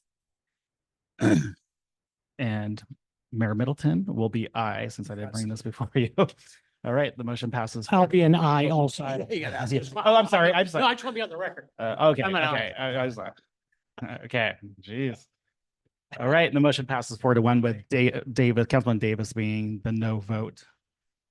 All right. Okay. Ooh. Oh, she's still with us. She didn't bolt out the door. I didn't see her run out of here. Okay, so this is our this is our project manager. Oh, my gosh. Poor Cindy. Hey, Cindy. Good night, Cindy. Yeah. Can you hear me? Yes. Okay. Item 10B I think so. is. Yes. The title is Discussion Possible Action, Adopt a Resolution Accepting the Drinking Water State Revolving Funds Planning Grant in the amount of $1,517,000 and authorizing the Finance Director to allocate these funds for the South Yreka Water Supply and Distribution Improvements Project for the fiscal year 2024, 2025. Good evening, Mr. Mayor, members of council, Cindy Lynch, Municipal Projects Manager. Before you tonight is sort of a pro forma acceptance of a grant, but as you know, in June of 2023, there were several resolutions brought before you to allow us to apply for grants. And we received this grant that will, it's a planning grant that will allow us to prepare necessary engineering reports, designs, and apply for a construction grant to complete this South Yreka water supply project. The main goal is to reconnect the existing Greenhorn Reservoir to the city's main water supply so that we have backup, essentially, water supply to boost the city and region's drought resiliency. We're also going to have a small water treatment plant to treat the water, and it will be integrated into the city's SCADA system. And we're going to be adding about 7 miles of water main to connect all the water more efficiently. If anyone has any questions, I'm here. Otherwise, I leave it to your discretion. All right. Council members, questions for our project manager? Cindy, I McQueen? want to thank you for all your work on this. Thank you very much. Any other questions or comments for council members for our project manager?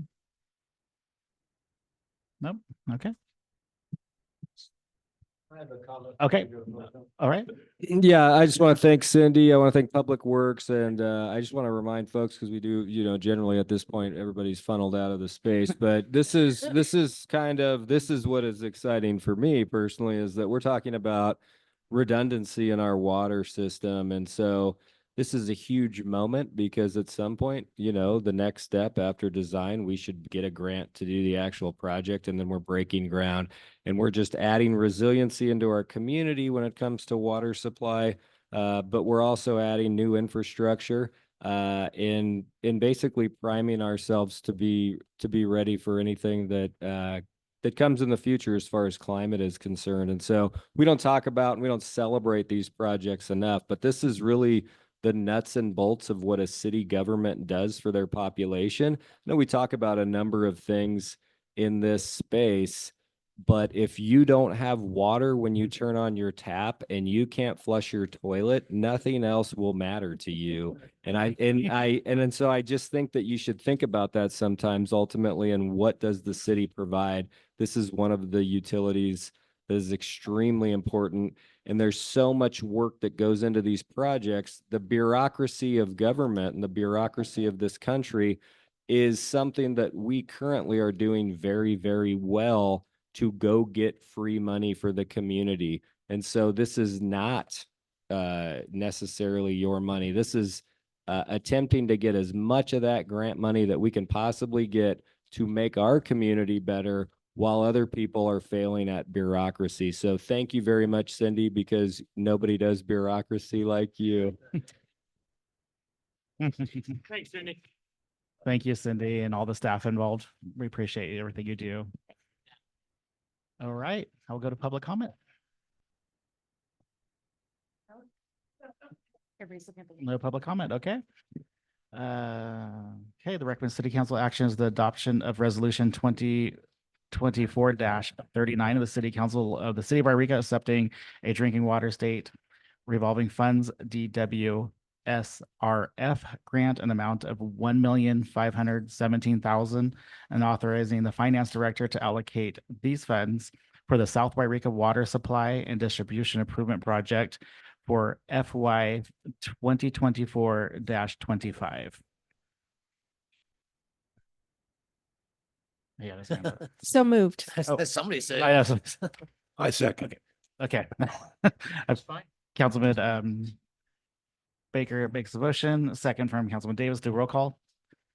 Councilman Kaye, Aye. Councilman Davis. Aye. Councilman Baker, Yes. Councilman Pro Tim McCoy, Aye. and I, Mayor Middleton. The motion passes. Thank you. All right. I'm fine. Okay. Andy. She's like. City manager and staff reports. Right on up here, Jason. Get on. Yeah, I just gonna make it real quick. Friday was the final concert in the park. It was wonderful for anybody that happened to attend. I've had a number of meetings about a home key project. We're now at the stage where we're interviewing motel owners, and we'll be touring motels later this week, I believe. I had mentioned in the past, we do have a new code enforcement officer. He was Ranjit. He was in the audience here for most of this meeting before he took off. But we will be cleaning up 2 different properties, one this week on Lennox, and then we're hopeful to get our abatement warrant signed off and to get to a house over on Nugget. And then just celebrating this $1.5 million design that will inevitably lead to somewhere between a $7 or $10 million construction grant at some point. And then we've seen that for the most part, you know, we still have the wastewater collection project that just is kind of dragging through all different aspects of the city. We still need to get into the alleyway of Minor, but the same contractor who did such a wonderful job on South Oregon Street, he is now starting the process of fixing the road where this project took place.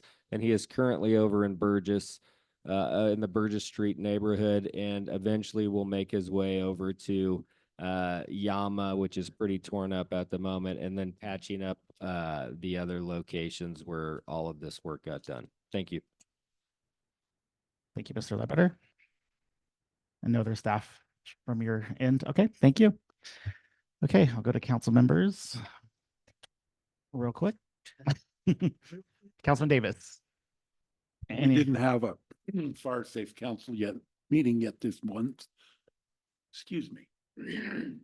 So I have nothing to report in that area. All right. Council Baker. I would like to report that my lime green cast is gone. Yeah. Yeah, so I'm very excited about that. I'll leave it at that. You'll leave it at that? I'll just say you look more comfortable in that chair than you did when they rolled you in here last meeting. You look so glad you're on the mend. All right, Councilman Kaye. I'm just gonna keep it short and sweet too. I had to have some meetings, but not much to report on homelessness as far as that goes. I think we'd accomplish more. I think we accomplished more here tonight than anything. So, I just want to comment on the fair. Enjoyed the fair. It was great. It's always fun taking a 3-year-old to a fair and seeing their eyes light up on everything. Then doing the pony ride was probably his highlight of his fun. So, and it was mine too, but it was enjoyable. I hope everybody had a chance to enjoy the fair. So other than that, I'm just going to leave it at that. All right. I'll keep it short and sweet. Okay. No, No, that's it. Okay. I'll leave it out. It's a late night. All right. I'm going to just make one request from Mr. Ledbetter, and he could either follow up with me later or the rest of us down the road, and he doesn't have to tell us now. Is just for me and for all of us, is we did talk about the Greenway, and I just noticed the gates are still open by the title company, and just seeing what's going on with the closure of the Greenway, if it's still working. If you can just give us a report down the road. You don't have to do it tonight, but just I didn't notice it was still. I know they've been working on it, but if we could do a report, just get back to me whenever. I'm tired. I'm sorry. I'm rambling. other than that, I know everybody's that has kids, they're starting back to school. So everybody, hard to believe summer's just whizzing by to, be observing out there while you're driving and be cautious of the kiddies that are kiddos that are back to school. And I want to thank everybody for coming. And we know it's a long meeting. We know it's not an wasn't easy for people to get up and speak, and then our citizens, and not easy for our staff sitting here either to and the council to bring this forward. We know it's a very tough decision. We all care. We're all passionate about our community, and I think it's working together as a community, as your elected officials, as the citizens, the more engagement we have without any anger or taking it personal or just having the conversation is healthy. And just to remember, we all achieve one thing is to live in a great community. So with that, I will wish everybody a good evening and thank you for coming. Meeting adjourned.